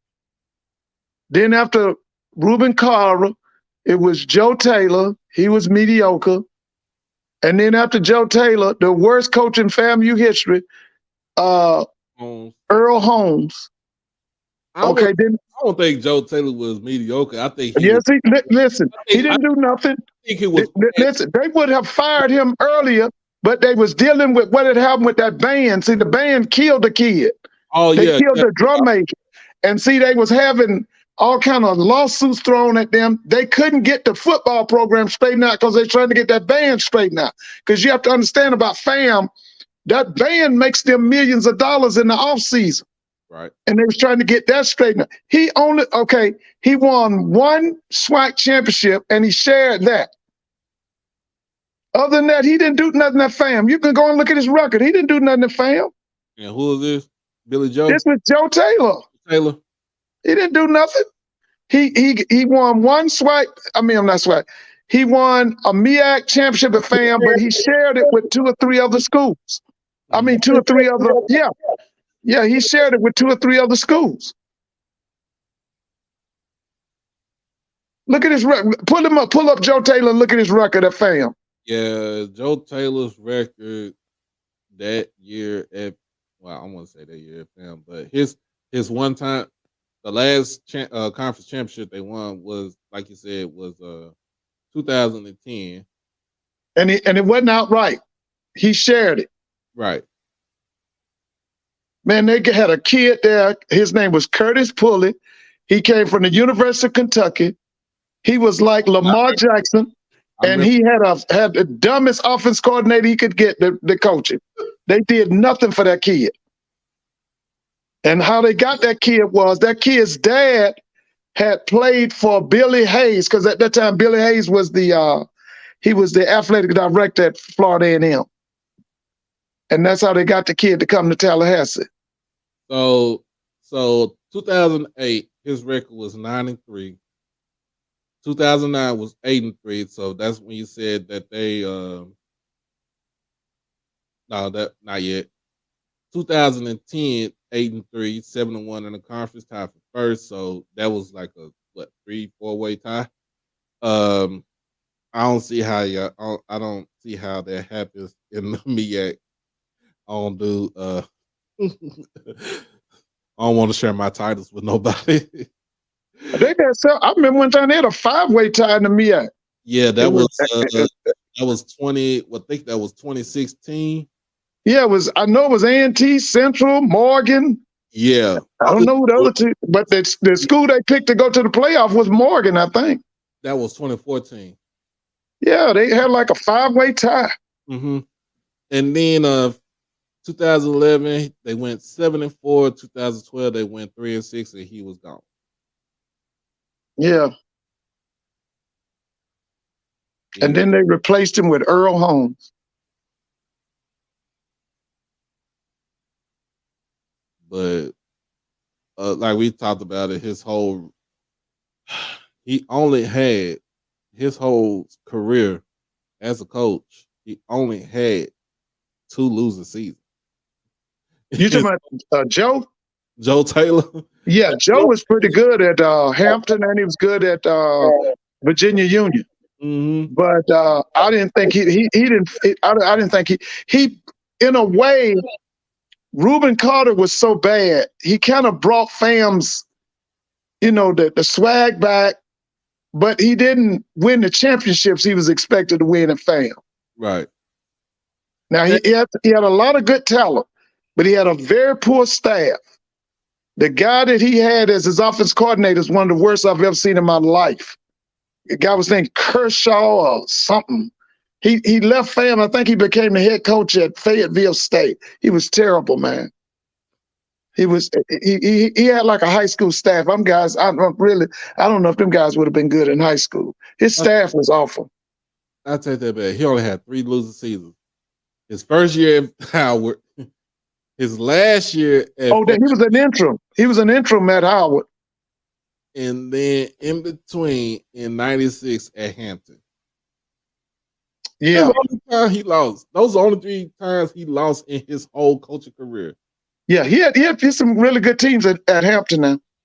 He had some really good teams. A lot of guys pro too. I'm not saying that is bad. I'm just saying like he was, in a sense, after 2010, he was past his prime. Yeah, he didn't do what he was supposed to do at FAM. I think it was probably time for him to be an AD or something. But this what Mr. Horse said. John Horse said Earl Holmes had deal with Keller Winslow as athletic director. All of them were terrible. The president was terrible. Kessler Winslow was terrible, and Earl Holmes was terrible. The president, I can't think of that lady's name. She was a North Carolina Central graduate. She was a fish out of water. All the former presidents wrote a letter to get her fired. Wow. Dr. Humphreys, all them presidents wrote a letter. They said she got to go. Mangrum. What? Ask Mr. And Mr. Campbell. Isn't Mr. Campbell on here? I think he is. Ask him what that lady was named. Wasn't it Mangrum? Ask him what was the lady's name? She was from North Carolina Central. She was a graduate of Central. I can't think of Mangum or something. She was terrible too. I'm gonna look. She came after. Mangrum. Huh? Ermira. That's her. She was awful. She was awful. She was awful. And then she brought in Dr. Townsend, Nelson Townsend. And then he goes out and get Alex Wood. We knew Alex. We thought he would be good. Alex acted like he didn't know nothing about coaching. He was terrible, man. Because Alex had coached in the NFL. He had been with the Arizona Cardinals or somebody. Mm-hmm. He had coached at James Madison, had been the head coach. He came down to FAMU and he's like, he didn't know what to do. I'm telling y'all, man, that's why y'all be talking about what's it ain't going somewhere. He ain't going nowhere. Willie Simmons ain't going nowhere. Man, they went through what I just called out, 4 or 5 coaches. Yeah. Willie Simmons ain't going nowhere, man. Shoot.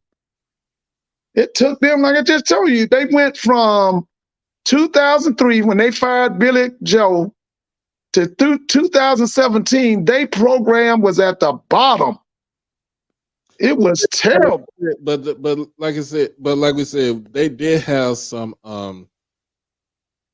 in between their times with Joe Taylor. Yeah, Joe had some, but let me tell you something. To be honest with you, Joe underachieved the fam. Now he had some outstanding players. He had some big time players, but I'm telling you, his staff was terrible, man. His staff was terrible, man. So that's why I was saying, like, they had some winning season in between their times, but I just don't like where people say, well, we had 8 years of getting our head beat in, but I'm like, no, we individual wise, as far as playing schools, we had a 8-game losing streak against Southern because we couldn't solve the problem of Dawson Odoms. Yeah. Plus, it's just like we going the way they went through coaches after Taylor left. I mean, the way we went through coaches after Comedy left, they did the same thing. Yeah. Oh yeah. So come on, Avis. Don't say he'll be at Florida Memorial. Who is he talking about? You said Willie Simmons gonna be at Florida Memorial. Willie, hey, Avis, Willie ain't going nowhere, man. I'm telling you now. Willie ain't going nowhere. Willie is out of there, Mr. Ford. Willie is gone, Mr. Ford. He gone. Who is that? That's the voter. Oh, hey, Mr. Mona. Hey, Mr. Ford. How you doing? Oh Lord. Yeah, Lord. Willie gonna be out of there. They already done 2 of his coaches done left. They all slowly but surely exiting stage left. I mean they're not gonna win against Jackson State. And then they might lose to Valley this year. Let's talk about this because I need you on here earlier. They might lose to if they lose to Bethune-Cookman, it's done. It's a wrap. There's Mr. Campbell. Hey, Mr. Campbell was like, "Why y'all always talking about FAMU? Why y'all always talking about FAMU?" I just have to come in on the conversation. Did you watch the video Kobe made earlier? I gotta watch. He said it was just a little I think it was like a 3.5 minute video. He said, "Oh no, I did watch it. You talking about? He told them to stop. He was talking saying about the fans. Let the fans do the talking. Let the fans talk mess. They'll talk the mess for you. But if you a coach, you gotta be quiet because the billboard material ain't no joke. No, it's not. That's right, baby. It's not. I've used it, baby. Hey, I'm just letting them know. Look, Oh, they said that Willie Simmons up, won Colorado. Willie Simmons, what? Willie Simmons headed to the mountains. Hey man. Mr. Campbell said this is the part of the show where all the bad predictions go on. Hey, we got the kids start the bus up for fam. No, but listen, there's a lot of drama between over there on the highest of Seven Hills because, you know, the FAMU delegates are not happy. And then there's some people who are happy and then there's others that aren't happy. Yeah, you're right. I talked to some today. They are mad about that Orange Blossom Classic. You mean the Blue Blossom Classic? Yeah. Well, listen, they said they didn't like the fact that the lady, Tiffany Dawn Sykes, right? Mm-hmm. Yeah. Okay, she's saying that they were not playing it in 24, right? Right. She said, that's not. But there's so many different things and elements to that, Mr. Ford, and I'm guessing we'll never truly really know because she was like, it's not. We don't want to be on the road for that many games. You know, we need to bring some more home games to the house. Then there was something said that they weren't getting the correct type of payments. Now they're saying that from someone else that, well, actually not from someone else. Zoe said that it included everything, not just transportation, hotel accommodation, everything was paid for. Yeah. That's what was said. So I'm kind of confused because I don't know which one's the truth. Well, I'm going to tell you this. I talked to some people from FAMU today, and I'm telling you, they not happy about giving up that Orange Blossom Classic. We weren't happy about giving up the Southern Heritage Classic either till we seen we was getting paid in poverty wages and gas money. Yeah. And then it was kind of like Miami is a big drawing spot for FAMU. A lot of their kids are from Miami. Yeah. Oh, okay. Well, yeah, they draw from Miami now. Some people were like, "Oh, we have what did they say? They said they fly 2 times out the year. They fly, right?" And I said, "Well, that Miami game wouldn't have been included because the OBC covers your transportation. Plus, that particular plane ride for them, they'll spend more time sitting in the airport or waiting on getting through, I guess, security than they would on the actual plane because the plane ride's only an hour and a half." Now, how far is Tallahassee to Miami? Is that what, 500? It's an hour and a half flight. So we're talking about 600 miles? We talking about like say 7, like what, a 7-hour drive. Yeah, 6, 7. Doc, look that up. See what's the Mr. Campbell said it's a negotiation tactic, which are they going to call that bluff? Are they calling the bluff? Like if they want a higher amount of money, I can understand that. If they want 600,000 or 700,000 in the clear, I can understand that. Ooh. Hey, before we get back to this, I know Blue is here in Dallas, and he was supposed to hit me up when he got in, but I know it was like, I think it said like 2 or 3 in the morning. But he's here in Dallas. He been at Media Day for the United Athletic Conference. That is the conference that the ASUN and the WAC merged together. Mm-hmm. So who are those teams now? That's Kennesaw State and them.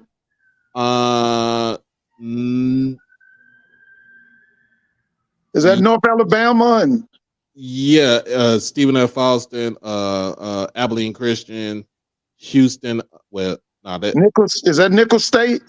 They in the Southland. Southland, okay. Mm-hmm. So we talking about Abilene Christian, I think Arkansas. You got Utah Tech, Utah Valley, those schools like that. So Blue just put up in here. He said, ah, dang, bro, Blue on the road. But he said that UTRGV, which is the Rio Grande Valley, Right. are starting the program. They starting a football program in 25, and already got.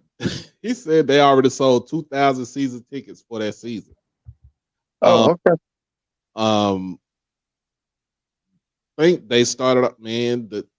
This is the crazy thing for this school right here. The University of Texas gave them like up to I think like $30 million or something like that to get it going, and they're not playing until 25. So 30 That's million. Texas Longhorns. What Texas you talking about? the Longhorns, Longhorns. Okay. yeah, I don't mean to do like yeah, horns down. Uh, so I mean because they part of the University of Texas system. Oh, okay. Okay. I see what you're saying. Yeah. So yeah, they are getting the money. They got the money to fund that's funded it to them, and they getting started. And they don't start till 25. They start till 25, so they got a super leg up on everybody. Oh, yeah. Because nobody spends as much money on athletics as the University of Texas at Austin, right? Right. Them And people they still spending. be losing. Yeah, you know what? I think they're gonna regret leaving that Big 12. They are. I think they're gonna regret that because they can be the power of the Big 12. I've been not today, but the previous 2 days, I watched the Big 12 Media Day, Mm-hmm. and to me, Texas should have stayed in the Big 12. Guess who's gonna They be should the have stayed because what's the name is gonna be completely lost. I'm telling you now, Oklahoma is gonna get mistreated in the SEC. You'll see, they're gonna get mistreated. you know who's gonna be the power of the Big 12 next season? After Who? next season, it's gonna be Oklahoma State. Yeah, I can believe that. I like what I see. And I never thought I'd say that. I like what I see from them Kansas schools. The Kansas State Wildcats and the Kansas Jayhawks. Mm-hmm. I think they're gonna be. And if the guy had stayed at Cincinnati, he would have come in and taken the Big 12. But he went to with the Badgers. What was his name? He was a really good coach. What's that? He left Cincinnati and went to the Badgers. Luke Fickle. Yeah, man. If Luke had come down to the Big 12, he would take the Big 12. I'm telling you now, he would take it. I think when the Big 12 come around in 24, it's gonna be Oklahoma followed by TCU, or you can flip flop. You can flip flop those schools right there. Yeah, If TCU's gonna be good. I think they're gonna be good too. Houston comes in and do what they do, been doing what they're doing, then you can expect them to be in the conversation. And also UCF, whatever Gus Malzahn does down there, if he stays down there. But it's all about everybody's worried about Cincinnati. Cincinnati is basically gonna be more about basketball because they could be able to beat and knock off Kansas as far as men's basketball goes. And it's a drop off from you losing Luke Fickle to this Scott Satterfield. That's a drop off. Mm. That guy Luke Fickle was a football guy, man. You know, he was Joey Galloway's teammate at Ohio State. Luke was good, man. But it's gonna be crazy to see. Like I said, 24 is gonna be a crazy year to look at because a lot of teams that was in the FCS are gonna be moved up to FBS. Like I said, with Kennesaw State moving up, Yeah, they need to jump up and get that stadium expanded. I think because on the whole it's about 8,000, right? Then Kennesaw, what is it hold? I think they hold like 8,000. Yeah, 8,000. And they got 43,000 students. That made no damn sense. Yeah. That made no sense. Hey, Tamana, what did you think about the documentary? What you thought about the documentary today? Did you watch it? Yeah, I watched it. I thought it was beautiful. I thought we should be contacting Netflix or Hulu and getting our own documentary. Yeah, that's right. Yeah. I'm just saying. Yeah. I like the production. I like the A documentary not centered around one person. right. That would be perfect. Yeah. Doc, what'd you say? What's the mileage between Miami and Tallahassee? It said the 7 hour drive. 7 hours. Okay. So Is that a long drive? That's a long drive that's from the 600 miles, ain't it? 7 hours I is know, six. but look now. Florida can't be the snakes can't be coming over here dictating when they travel. We need more home games and stuff. Y'all came to the SWAC, so you're gonna have to do some traveling. Yeah. Yeah. Yeah. Like you can't just, hey, you guys need to come to our house all the time because they think that they have like a home court advantage kind of because they haven't lost there for a long time. You know, they're undefeated, I guess. Well, There. you gotta, But we can change that too. we got an 8 Well, game. and I think going back to your point, Doc, about 20, you said 24, 25. I think that whole idea of divisions is going to disappear. I think that they're going to get rid of that. We need to keep East and West. We I need think they're going to get rid of it. I don't know, Mr. Mona. So you thinking that they're gonna say Get rid of only it. the top two Yeah, what they'll do is you have and 12 then bring the teams. rest of them MEAC teams over here too? No.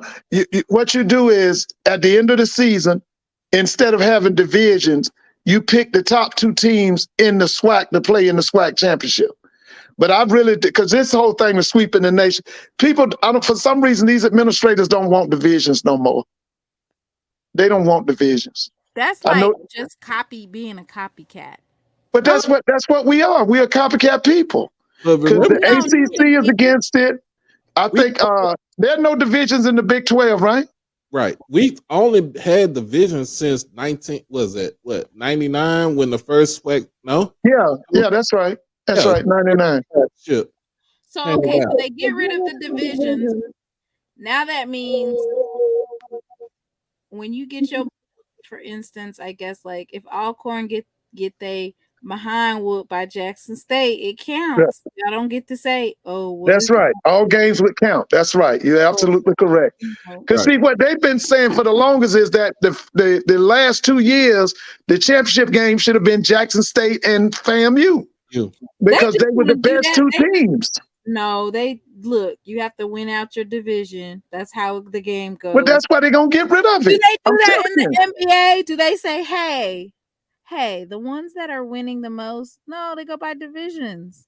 Division play this division. It's just the way. They gonna, Mr. Mona, they gonna get rid of them division play.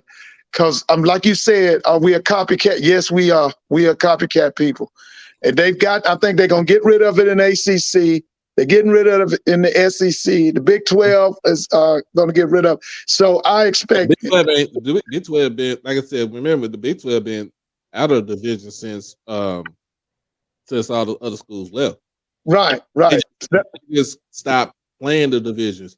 The Mountain West used to had divisions. The WAC conference used to have pods. The WAC conference has so many schools in a conference. They used to have pods. They used to have 14 pods. I will say this. We do have to be careful trying to copy what other people do. A prime example of what you should not do is how the FCS football championships are set up. Absolutely do not do that. You're talking about with the Final Four or with this coming 12? The everything. It's just bad. Like you guys added more teams, but you still haven't figured out ways for people to actually make money. They still don't necessarily make it fair because if you notice, like the same teams, they always get home advantage, which they did. Like they ran the percentages on the home advantage, and it's like if you're a home team, then you're like 90% chance of winning that playoff game. And if you notice that they don't never give, even when there are only like a couple of instances where HBCUs had a chance to play in the playoffs, they never give them home court. or home field Yeah, advantage. you know. So I just, Yeah. I, you know, See, that's my why whole thing I is don't so like that. you got 14 conferences in FCS. You got two conferences that MEAC and SWAC. the MEAC is SWAC. MEAC is don't have divisions. The SWAC is the only conference to have divisions. Like Didn't they just merge a two now conferences they to make, merged the whole Ohio Valley and the Big South Conference for so now football. They can keep some. No, they not. It's not divisions. It's just straight up. It's basically they doing the same thing that the United Athletic Conference did, where it was the ASUN WAC. Basically, it wasn't divisions. It was basically everybody played everybody. It don't matter if you had to go. It don't matter if you were a team in South Texas. You got to fly your tail or drive your tail all the way to Utah to go play somebody. It doesn't matter. You're going to go play them. But what I'm saying is, out of all the teams, out of all the conferences, we're the only one that have divisions.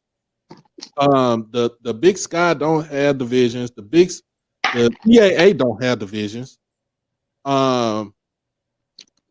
You got Northeast Conference don't have divisions. Southern Conference, Southland, Southwest. I mean, the United Athletic Conference, they don't have divisions, and you're going to be playing. It just don't matter. It's to me now. It like let's just say with this, the division format was great back in the early 90s when, like, say, the SEC, when they went to a divisional format, it was Right. great because it brought money in. That you have a chance, you know what I'm saying? You're able to play a championship game. Okay. But now it's just that now it's so outdated because now let's just put it like this. A team like Alabama, right, can play their divisional opponents, play, cross division opponents, and have a weak ass schedule because they want to put cupcakes on their schedule to try to pad up their stats in order for the playoff committee to look at them and recognize them and say, hey, this is what we did. No other, like literally, no other conference does that. The Pac-12 got they in divisions. They got a North Division and the South Division. Of course, the Big Ten got divisions, East and West. You got the Mid American Conference. They got divisions. It's East and West. Of course, the SEC got divisions, East and West. Let's see who else. ACC got divisions, Coastal and Atlantic. Mhm. Like no other teams, no other conference had divisions like that. Especially, like I said, in FCS, we're the only conference. The SWAC is the only conference to have division. So we're the only ones that actually we're the only one that play an actual championship game. You know what I'm saying? A championship Right. game. Mhm. Nobody else does that. Like, And I like our championship game format. I mean, that's cool because I mean, Yeah, I do too. don't get me wrong. We'll still play a championship game. We just get rid of the division. It's So you just basically want the people with the two highest. Ratings, yeah, too hydrated. The two Yeah, best. that's what they want. And by the way, y'all know Larry Scott at Howard is asking the MEAC to incorporate a championship game. They need to. Oh, we Yeah, are he getting has. co-champions. But not What are with y'all doing? 16, Cutting though. the? That means Are that you y'all? have to expand. Somebody Are they got to come cutting back. it in half? Are they cutting the trophy in half? What they doing? Cutting it in half? Co-champions. They got to Yeah. get some more schools. You're right, Mr. Campbell. They did it because it's the only division. It was the only conference that had divisions that play a championship game. But I would still say, just Well, get we the need, yeah, division. we need to go through this further. I would definitely say, the NCAA is not going to approve that. What? Which one? They're not going to prove what? Campbell said that they're not going to approve the MEAC having a championship game. They don't have enough teams. Yeah, they only have what, 6 teams? They got 16. Yeah, Mr. Haynes, why you over here worried about the SWAC? They have to get 4 more teams to even. So they need to get Chicago State? But they don't have football, do they? No. Yeah, they just was talking about getting a football team. Oh, okay. And probably about 7-8 months ago, they were talking about getting a football team. Well, the teams, they need to go get Virginia State, Winston-Salem, which they Morehouse. They already tried that with Winston-Salem. They don't Winston-Salem. What about Fayetteville State? That they need to, because they play them anyway. They play Winston-Salem State like they're a D1 team. Every year they play them. But the thing is about that, they're all CIAA. They're a rival. Yeah, that's right. They CIAA people. CIAA. That's the only reason why, and I understand you say this, Timona, but that's the only reason why they can get away with playing.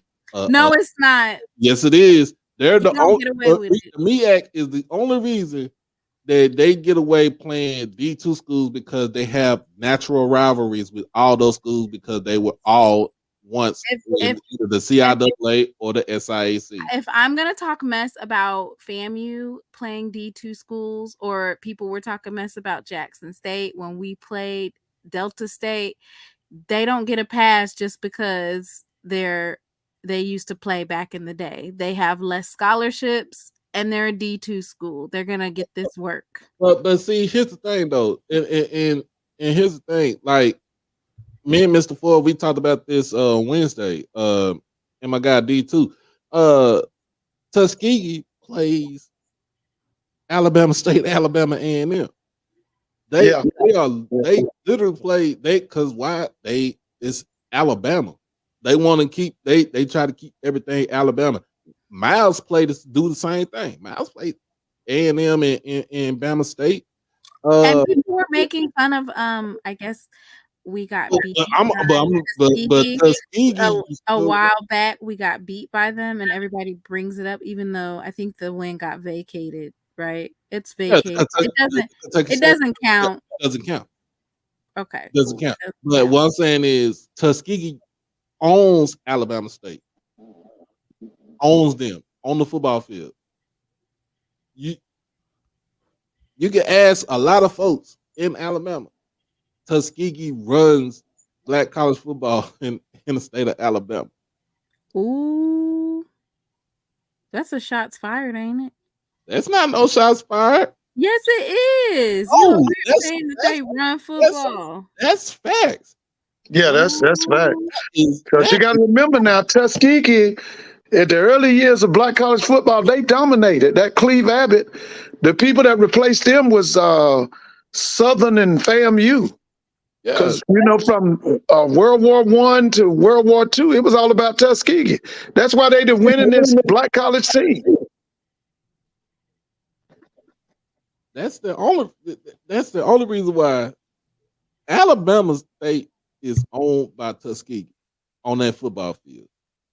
That little old D2 school that sits between Montgomery and Auburn, they own Alabama State.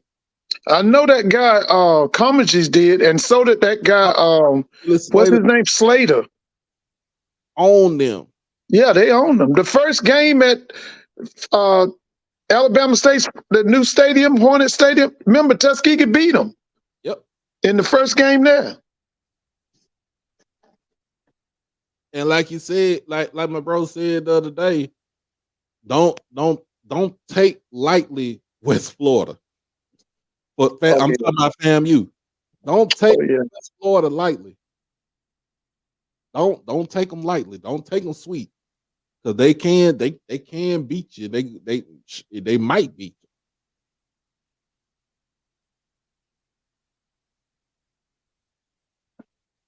But I'm gonna say this for all my Bama State and my A&M folks. Let Tuskegee run up on y'all this season. I'm I good. don't think, Doc. I don't think they're ready. I don't think they're ready for.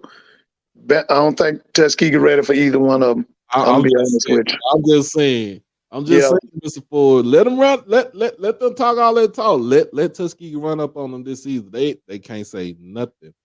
because Tuskegee has to go to Alabama A&M for their homecoming. They're gonna be sky high for that. And then they at the end of the season, the Turkey Day Classic, they got to go into Montgomery. That's a tall order, man. We'll see. Yeah, I don't think they can handle it because now Maynard's got to rebound. He's Dion is gone. Dion closed his mouth. He's got to rebound, and I think that Alabama State is better with the addition of the new offense coordinator. I think they better. Mm, Blue, no I get you comment. though. I get you though, Blue. We can't.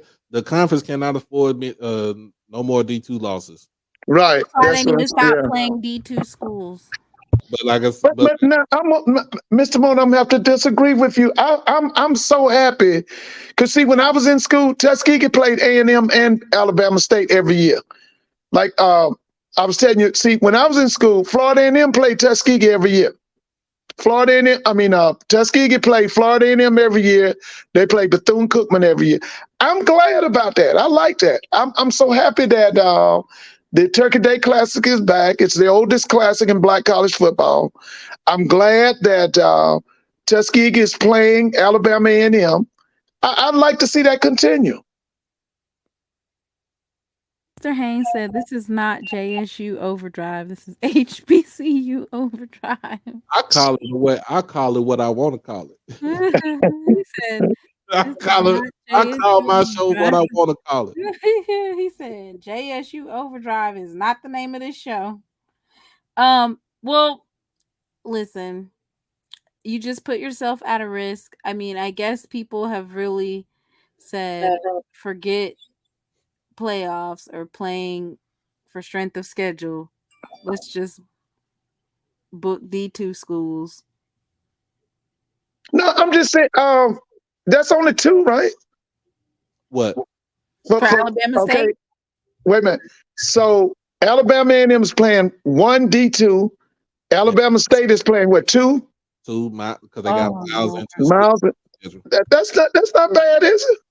FAMU playing 2. But see, but nope. I'm gonna say they just playing one. Southern playing, or They maybe just playing one because one of that them's Lincoln, not that even Lincoln game is 2. not recognized. So they're playing D2 squared. Nah, they playing What did Mr. Mona say? renegade team. They're playing D2 squared. They're playing a renegade team. That's what they doing. I just hope all of them get that link. What you call it, Lincoln University off their schedule now. University in Get Lynchburg. rid of that. Now I'm not with that. Don't even go get no Warner University, no Warner College on there either. Right, and the other one's called something Lynchburg, isn't it? Lynchburg. Now Lynchburg can actually go back up and be D2 and be in Oh, somebody. okay. But and I understood why they did it, and they playing the schedule that they play. But nah, you don't Why need did they do it? to get the money because Lynchburg is a small private HBCU. So is that NAI? What is Lynchburg? Uh, let me see. It should be NAIA or something like that. It's high school, Mr. Ford. You need Oh, okay. What about that Lincoln? Are they NAI? What's Lincoln?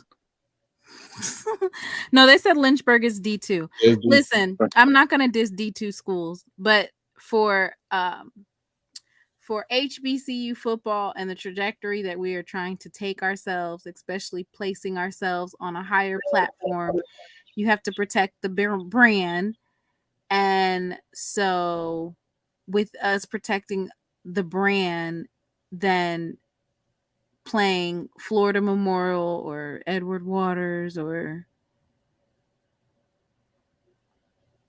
because unless, are we their money game? Like, do we pay them? Who? The D1 school or the D2 schools, is it like It's a money their game for them? money game. Yeah, it's a money. Yeah, you pay them. You pay them. So we 'Cause don't they even come to you. Like we when we don't played, even have money. Edward Listen, Waters. You remember we played Edward Waters in the spring? We brought him down here. boy, I think we in the put spring. 50 something on them. That was It was Prime's it first was- win, wasn't it? Prime's first win, and boy, Yeah, he was yeah. cheering They had a like lot. he had Of, won the they had Super a lot of Bowl. issues going on at the time too. So they had a lot of Cheering turmoil. like we was like it was the Super Bowl. Yeah. Now Edward Waters is SIAC, I think. They are. Division So, 2. Yeah, yeah. HBCUs have to take money games from larger schools, Right. and then we have to schedule, and then we schedule our own money games for other smaller schools. Now keep in mind when you say Tuskegee and FAMU and Tallahassee, that's 25,000. Oh, okay. Yeah, that's Well, an then old traditional. I think Yeah, that if they yeah. actually did the traditional, or they're doing schools that you're going to get a good turnout for, then I could see Yeah. it. Oh yeah. Now listen, when you do Tuskegee versus Alabama State, that's 25,000. Okay. I like this, right? I like this comment, Mr. Cam. We all can agree to this. Tell the Power 5 schools to stop playing us FCS schools. But there's a movement to do that. Because see, what they're saying is, okay, if you're going to have the 12-spot playoff, then every school should have 10 wins, Power 5. Right. And if they go to that, then that's going to stop the Power 5 or FBS from playing FCS schools. That could happen. That could happen. So I don't. Somebody's talking about moving up, but I don't know if they knew it or not. But Well, they better come up with $5 million. No, They I was just just gonna say, ain't no HBCU paying no $5 million. $5 million. You got to pay $5 million. They getting ready to vote on that.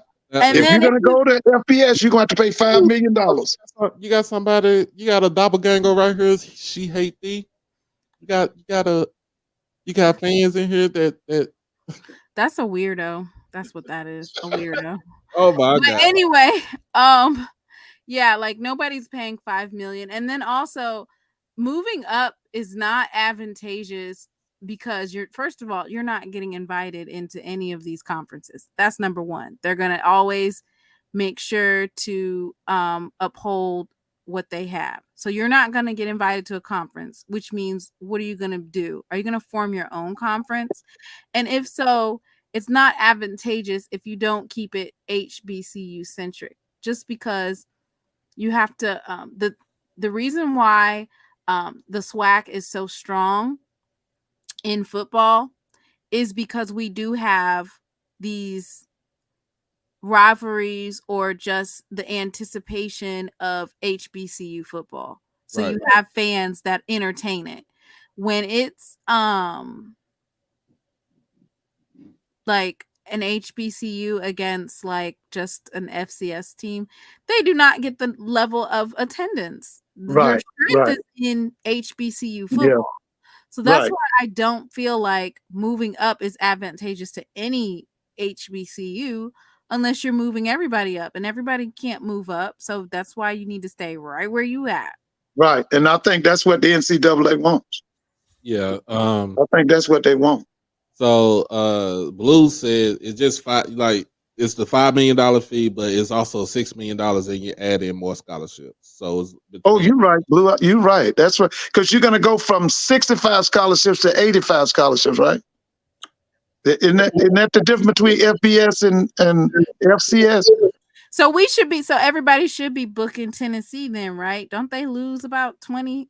How many they lose 28 scholarships? But they already self-imposed like 16 scholarships from. So they lose 28. So then that means that they're gonna be teetering right at the same amount of scholarships as an FCS school, ain't it? They only doing it, but see, they do it like they for each year they only taking out a certain amount of scholarships, and so it's really not saying like 28 all together with for 85. Okay, I like this, but no, I have to see how they do that though. I have to see how they do it, but um, I still see I agree with Blue what Blue said too about P5s and G5s playing FCS schools. To me, I just feel like you don't get like don't cry wolf when when people don't respect your record. That's what he was saying. Like you playing, so like say um with fam, you playing two D2 schools. Well, you playing a D2 school and you playing a renegade school. Let's just say you lose to the West Florida and you beat the brakes off of Lincoln. Can I actually respect your record? Can I actually respect you as a football team because you beat the brakes off of a team that probably don't even have like 50 and 60 players on their team? Mm. Can I respect the fact that you went to go play the Bishop Sycamore college football? Because that's what because that's what they doing. It's a renegade team. Yeah. So Winston-Salem State's not a renegade team? Oh, Winston-Salem State is How many scholarships do they got? They get 30, that's They were like Division Two. Division 2 get Nah. 32. 30. What is it? 30. What is 30. 35? They It's was like 32, literally 35. they literally won not one of those teams that I think it was the Vols, the Lynchburg. They literally won like maybe one game last year. It was bad. You Okay, never but win. listen, if you Division Two, you get what 36 scholarships It has to be. It's like football wise. football wise, like 30 less scholarships that you would get at FCS. So FCS you get 65, right? You get 65. Okay, then FBS is 80 what? 85 or 88. 85. So you get 35 in Division Two. Is that right? It might be Blue might have that number right there. Blue, what do you get? 30 in Division Two, you get 35 scholarships or 36? Dang. So they was three, like Winston-Salem State was 3-6 overall. And Lincoln, the one that everybody keeps playing, the Lincoln University line. Yeah. No, not that one. The Lincoln University. That you talking about Lincoln University? That's Pennsylvania. Oh yeah, no, they in the CIAA. The one in Pennsylvania is in the CIAA. You talking about Lincoln University in Oakland, California? Right, because you know there's another Lincoln University in Missouri. Yeah, that's in Jefferson City, Missouri. That's right, Jefferson City. That's right. Because there's two of them Lincoln. They're HBCUs. The one in Jefferson City is known for track and field. They've always been really good in track and field.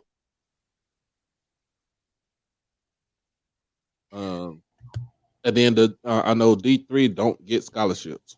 They're all the way in California, so I'm trying to figure out how are we a money gamer or when they book these folks, because they play Tennessee State too. Yeah. Who? They play Lincoln University in California. They playing all They playing all SWAC.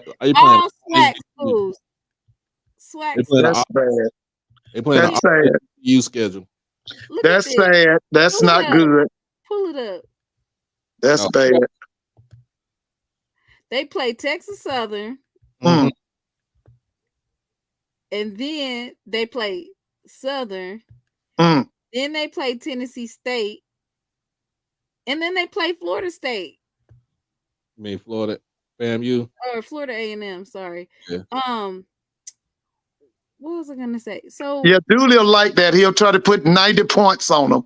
Oh, you know, Dooley likes you that now. gonna look like a fool putting 90 on them. You got, He'll you put got 90 points on them now. He'll do that. College of Idaho, Adams State, Western Oregon, which these are all look like they all D2 schools right here. But Cal Poly is in the Big Sky. Of course, Lamar is in the Southland. Of course, you got Texas. So basically, all the FCS teams are Kennesaw State booked them. So basically, but Kennesaw State should have booked these dudes. Why? Because Kennesaw State is about to go D1. Yeah, they go in Conference USA. Why are you going to? Why are you booking these schools right here? You have no business. I don't respect you. You have no. Whoa! You don't respect them? Do you respect the SWAC too, or do they? I'm saying Kennesaw State because this is what Kennesaw State doing. Kennesaw State basically took the 85 scholarship deal already. So when they play this coming up season, they're going to be at 85 scholarships. They don't qualify for the FCS playoffs.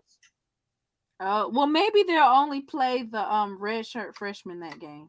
Man, please, they need to take the Southern Utah the same way. Southern Utah, same way. They in the United Athletic Conference. Man, that's what. Oh my God. I have no, and I understand their FBS. Well, maybe they be getting they must get their bread. Blue said they are already FBS. They ain't FCS no more. Why the hell are you playing these dudes? So what is this? The probationary season or something? Yeah, it's the probationary season. But why are you playing these dudes? I don't get it. I know Tennessee State has to come down here and play Kennesaw, right? Yeah. Yeah, I think they got to come down here and play Kennesaw. So does Tennessee State? Do they just say we not playing no more SWAC schools because of Jackson State? No, they play. No, Because see, they're in the conference where they gotta play. They only gonna get three non-conference games, and then they got to play the rest of their conference. Well, they're gonna try to get Jackson State back. That's their biggest money maker, Jackson State. How? Because that game in Memphis was the biggest money maker for Tennessee State for years. And Jackson's not going all the way. Making no money, Mr. Ford. But you got to remember, when Tennessee State has homecoming, the people don't come into the games; they just tailgate. That's why I said that Jackson State not going to Tennessee State to play them in Nashville. You better meet me in the middle. Yeah, because Tennessee State they been lost their alums years ago. I think the first year he was there, the biggest home crowd was homecoming. It was 8,000. And they had that at the hole. And the average crowd was like 2,000. Oh no. Home attendance was 2,000. But see, this thing is that these promoters don't think that HBCUs will walk. So we calling they bluff. So like with Southern Heritage, they didn't want to budge. They didn't want to do nothing. Now you got UAPB, and I don't know what the attendance is going to be like, but it's kind of I don't think it's going to be that great. You biting the hand that feeds you.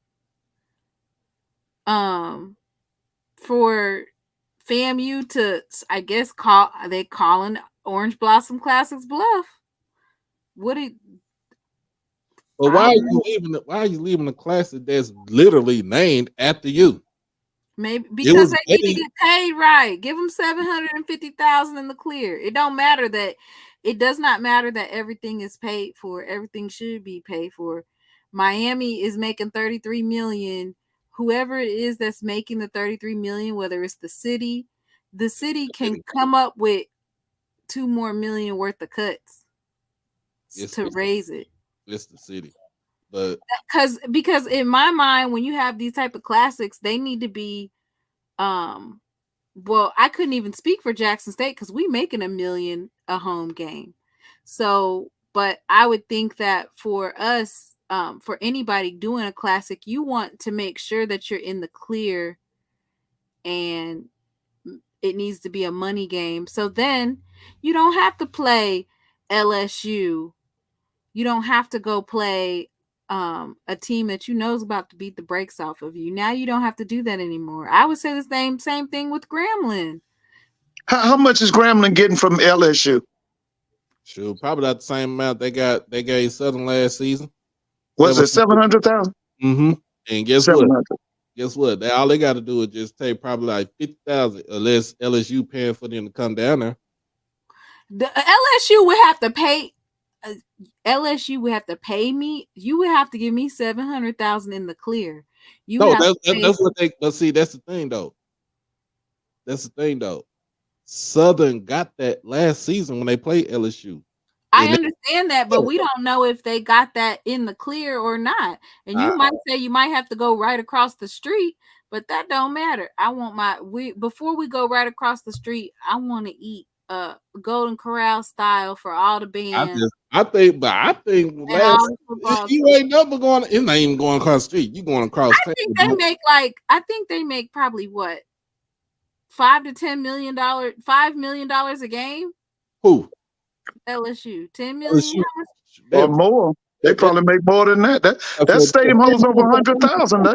Right. So you guys are making $10 million a game. I don't care what they used to pay in the past. I don't care what you pay these PWIs that don't bring they don't bring a band. They don't do these joint shows and stuff. I want to walk away with $1 million in the clear, because they really bamboozled you, and they really kind of like utilized you a lot of times. I think in UNC when they played FAMU, they did a whole week about unity and about Black history. Oh, they got they dogged them. First of all, I would have told UNC, because when they were thinking about canceling, I'd have been like, yeah, we need an extra $1 million. So my thing about this with the UNC game against FAMU and UNC game was the fact that Dr. Lori already told us that it takes almost $250,000 just to move the Marching 100. Right. From wherever they're going to from Tallahassee to wherever they're going to. Right. So the thing about it is that UNC, who is, I don't too much care about their football team because they're primarily for basketball. And they ain't even doing that now.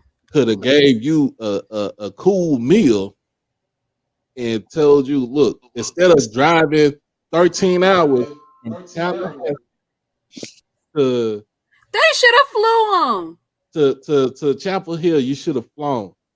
Fly in private jet, because that's you fly into Charlotte. It's an hour and a half bus ride from Charlotte to Chapel Hill. No, you ready? We getting flown into the airport. They got. You ready? There. No, hold on. So what I'm saying is though, this is what I'm saying. So like, who needs to be marching 50? What's the closest airport to Charlotte? I mean, what's the closest airport to Chapel Hill? They got an airport at Durham, don't they? Okay, well, I'm just saying. But this is what I'm just saying. Durham Raleigh Airport.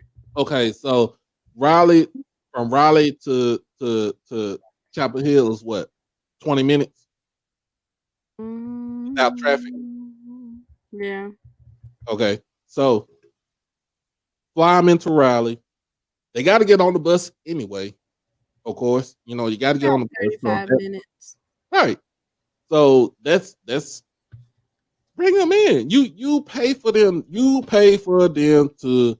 If I'm playing any type of Power 5 and I'm a HBCU and they want me to bring my band, first of all, out the clear, I need 750,000 to $1 million in the clear, especially for doing a joint type of halftime show. Mm-hmm. And I need to be flown. Jet need with they need to charter me a plane. And when I get to the hotel, we need a catered food, and it needs to be paid for. I mean, I can, They finna make $10 million, and you finna go home with an L and possible injuries.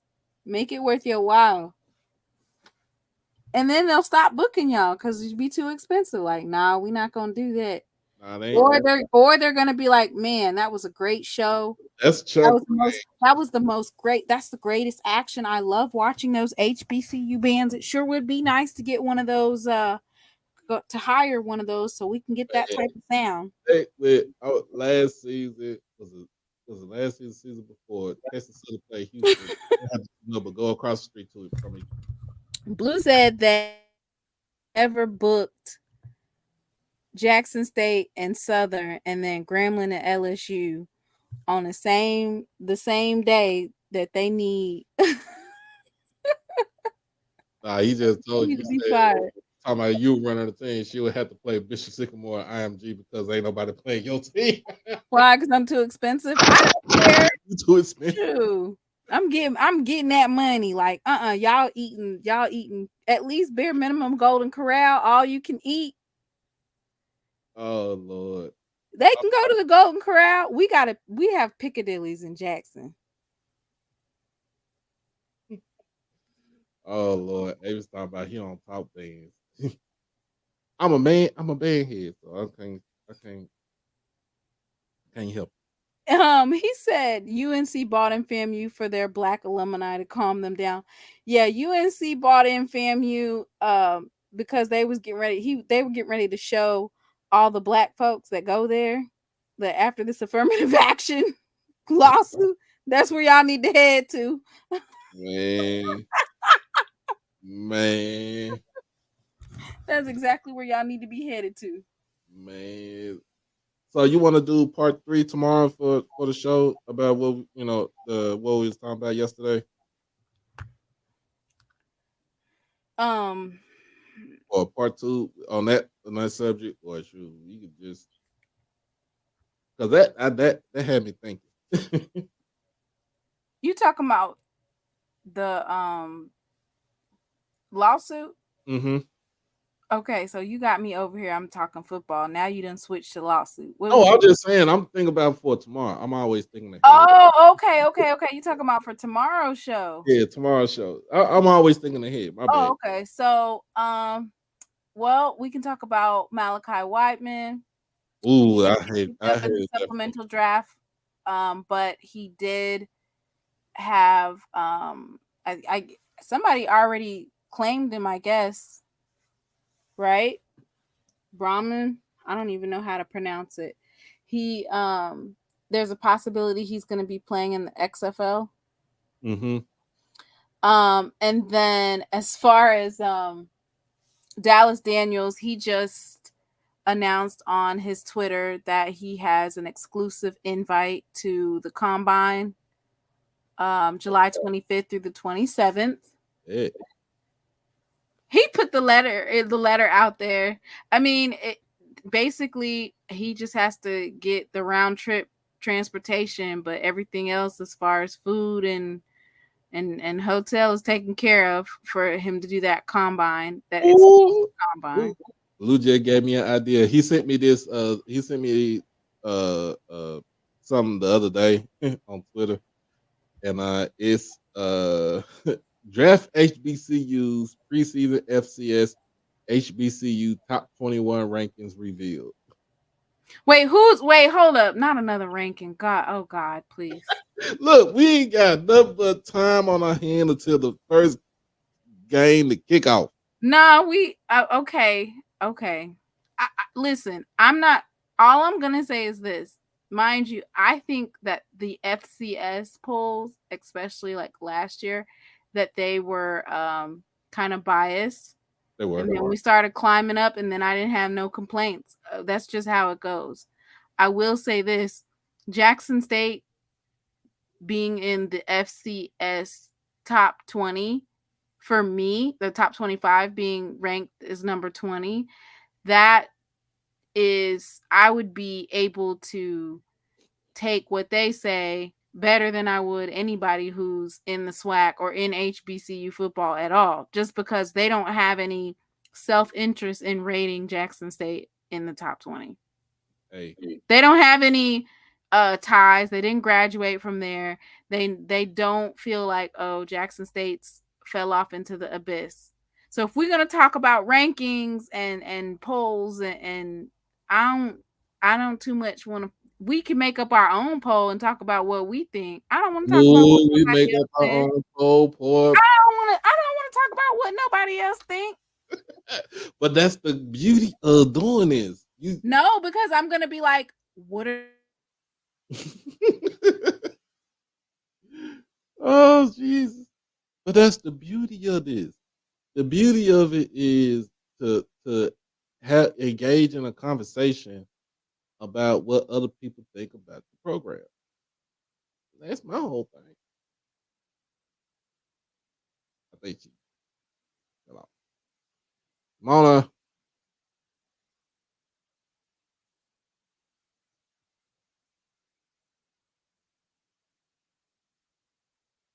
But I don't know.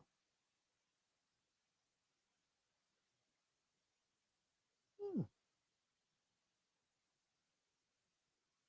Anyway, let me see if she jump back on. If not, then yeah. But anyway, look, we gonna we gonna end it over here. We gonna end it tonight with this right here. And I appreciate everybody. I appreciate everybody for coming and joining us. And we're going into overtime since uh, Ken and the crew over at 1400 Club are off until uh,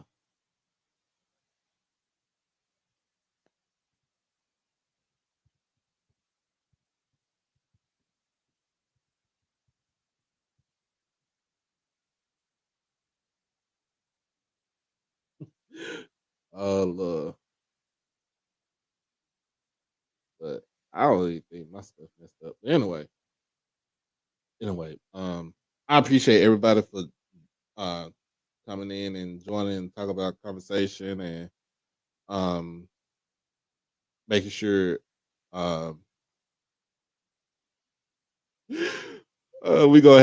gonna do our own poll. I know Mr. Campbell did not just say that. What he say? He said that I don't watch enough. I don't know nothing about HBCU football to be making a ranking. What? Y'all don't know. This girl got time on her hand to be petty. Man, Got what? time on her hand to look Just know that Benedict is going to be ranked over a lot of you D1 schools. What it? No, I agree with you on that. I'm going to be ranking. If I do my top 20, a lot of you SWAC schools are going to be below Benedict while you over there talking mess.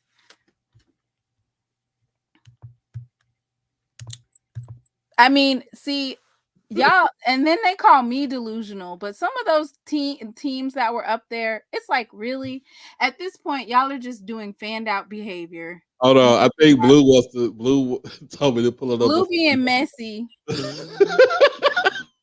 I'm gonna pull it up. I think Blue just jump on, man. Jump on, man. Cause I want to get those. No, Blue being messy. I don't need high blood pressure from somebody's poll and they just don't like Jackson State. I can't take them seriously. If their honest assessment is Jackson State lost a lot of players, and then when they talk about the next team that was only 3-8 or 5-6, all of a sudden they're going almost undefeated, and you ask them, well, who did they bring in, or how is it that they're going to advance that quickly? It's like, oh, they had time to develop. Like, what? Texas Southern had the same quarterback this is gonna be their third year with the same quarterback. And they I mean, I'm hoping that they develop this year, but at some point it's kind of like, you about to be mad looking at no, this. I'm not. Why are you even pulling this up? I'm about ready to get off. I'll be in the chat. Blue, come on up, man. Tell me what you thought about this. Howard, Lord have mercy. Who did this? Here are my rankings. I'm getting ready to play here. I'm getting ready to play a video, and this just sums up how I Long as feel. it ain't copyrighted. What happened? Long as it ain't, it don't give me flag. Oh, it's not. It's not. It's not. It's not. Let me find it. And it's just how I feel about it, which is why I am not even like, I'm not even about ready to get. It's like, oh my God, she doesn't know anything about football. She's delusional. That list right there is delusional. They don't even, if some of those teams don't even, Lord. I'm looking at this though, and the one that baffles me is the one that baffles you. A couple of them that baffle me is Howard being number 3. That is, to me, that is a direct slap in my face. Morgan being at number 6, you don't got a quarterback. Mercy. Not bumping. First of all, having Jackson State as number 16 is straight up disrespect. Straight disrespectful. I'm sorry, she looking at it. 16 out. Come on now. Gee, you gonna make I'm gonna have to pull your card, man. I'm gonna have to pull your card, bruh.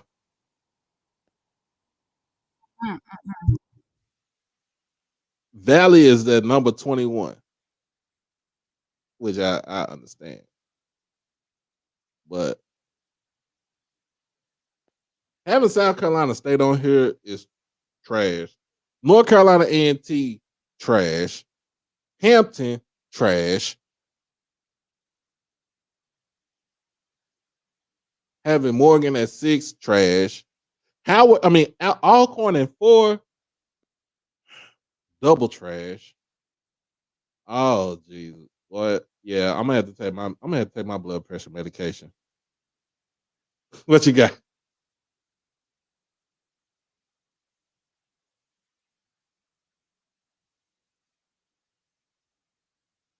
Hello? Need to leave that dope alone. He need to leave that dope alone. He need to leave that dope alone. He need to leave that dope alone. Yeah. Come on now. Send that to me so I can keep it on my. Come on now. Stop it. Stop it. Absolutely. Oh, Jesus. Send that If we're gonna be something, let's just be real. Now, and mind you, these are the folks that are supposed to be, I'm not gonna say they're experts, but they're supposed to have some football knowledge. And then after week 4, it's gonna be, it was just a poll. It was just, for fun. Like, are y'all doing it for fun, or are you doing it as an expert? I don't know. But can you put the thing back up? Put the thing back up real quick. Put it back up right quick. And I'm gonna put up. Yeah, let me put that back up, because that's how I feel about some of these folks that be fanned out. He need to leave that dope alone. He need to leave that dope alone.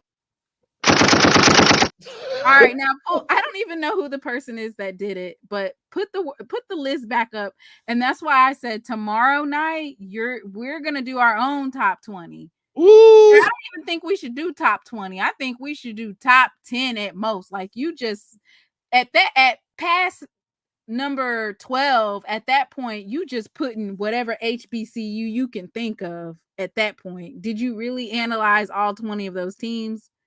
Can you pull the list back up? I am.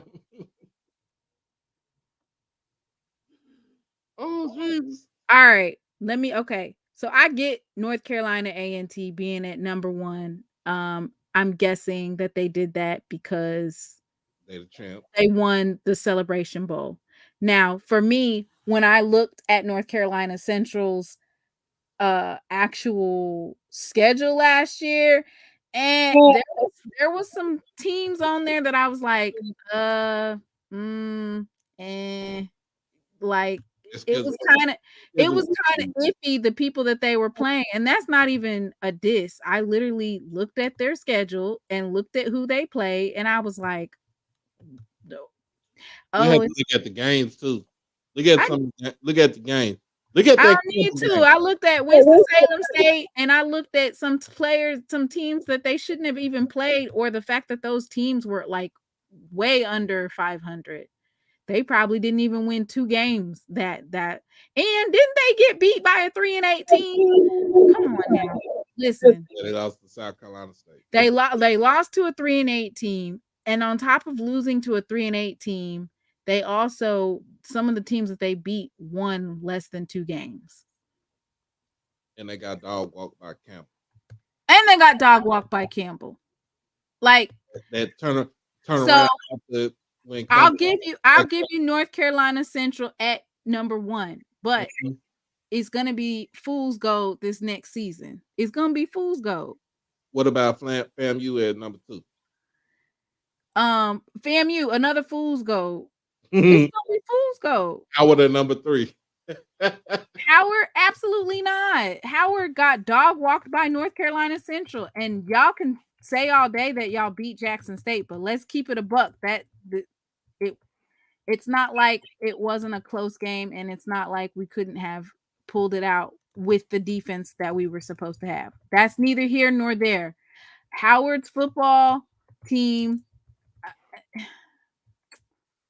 they got dog walked by Central. Let me see. 50-21.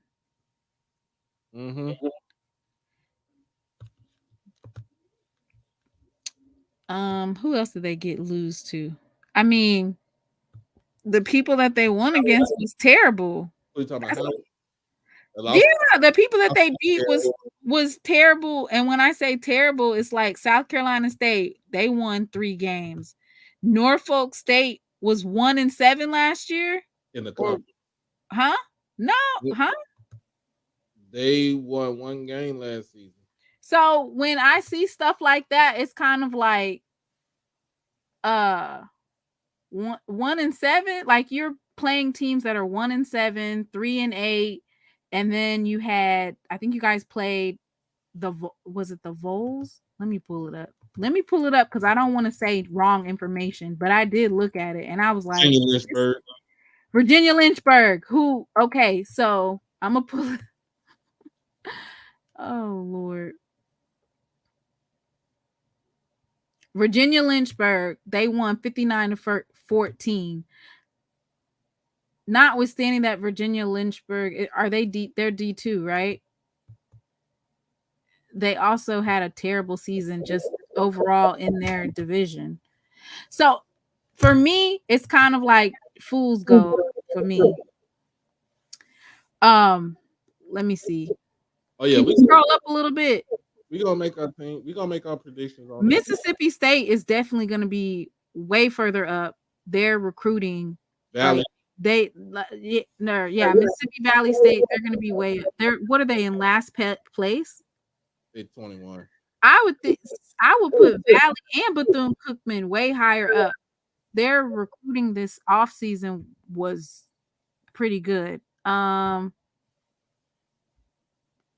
Southern is way too high. Morgan Alcorn. I mean, who is there? Is the new guy? Excuse me. Are they bringing in that freshman quarterback to be QB1? No, they're So, bringing. are you expecting? Are you? QB? Huh?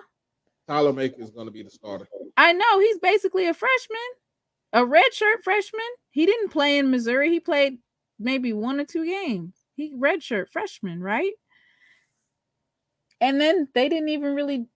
What I'm saying is, he's not going to be Shedeur Sanders. Ain't nobody. I'm saying a freshman coming in and just running the SWAC. Oh no. But yeah, we gonna Texas Southern. I would think that. I mean, barring injury, I would think that they would be able to do better with Andrew Body. This is his 3rd year here. Like, at some point, you got to make it click. But you're not gonna have no down year. I got faith in Andrews for this coming up season. So yeah, taking out Howard, nah, they're not gonna be in the top 10. Morgan State, no. Where is Gremlin? Gremlin's at number 11. It says they got Valley on 5 slots behind JSU, but this channel be caping for Valley every other week. Let y'all tell it. Valley is going to win 7 games. Listen, Valley could win 1 game, and that game be against FAMU for all I care. That's a win. A win is a win. A win is a win. They beat FAMU. They are going to beat FAMU. In Itabena. They're going to get shell-shocked. Let's see. But yeah, we got some things to do. We got to do our homework for tomorrow night, y'all. So we're gonna be ready for tomorrow night. Why do I have to do my homework though? I said we. I ain't said I know we, but I'm just saying everybody else is just typing in a whole bunch of teams into Excel and then hitting the scramble button. Cause that can't be. I know not. Yeah, me too, Whitley. These lists fanned out. Like when I do my list, when I do my prediction, I'm looking at who they have, what their quarterback's looking like, and if they're bringing in a new quarterback, what did that quarterback do at a different school? Harold Blood is supposed to be the quarterback for Southern. What I'm hearing, yeah. He played a little bit last season.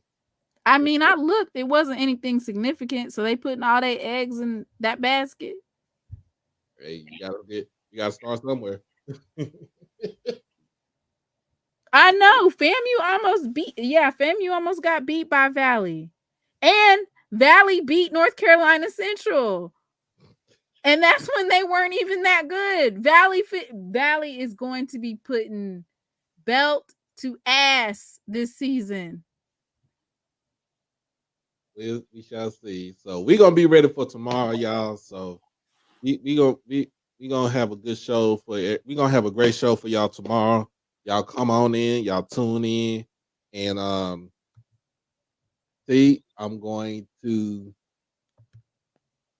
not doing let us roll out as listen to the renditions of the Sonic Boom. And because why? It's the day of giving today. Hold on, Rice. Hold on for a second. Long lady.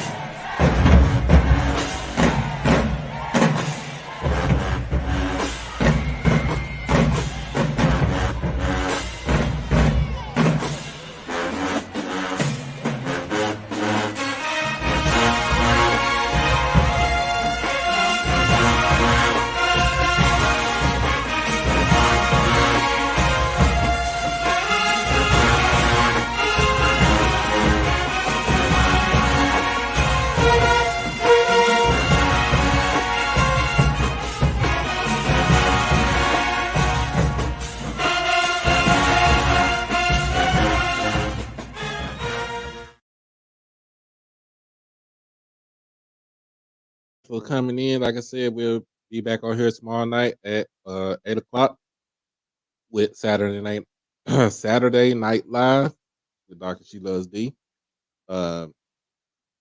This has been HBCU Tonight in collaboration with HBCU Overdrive. If you haven't done it by now, make sure that you like the stream. Make sure that you comment, share, and most of all, subscribe to the channel.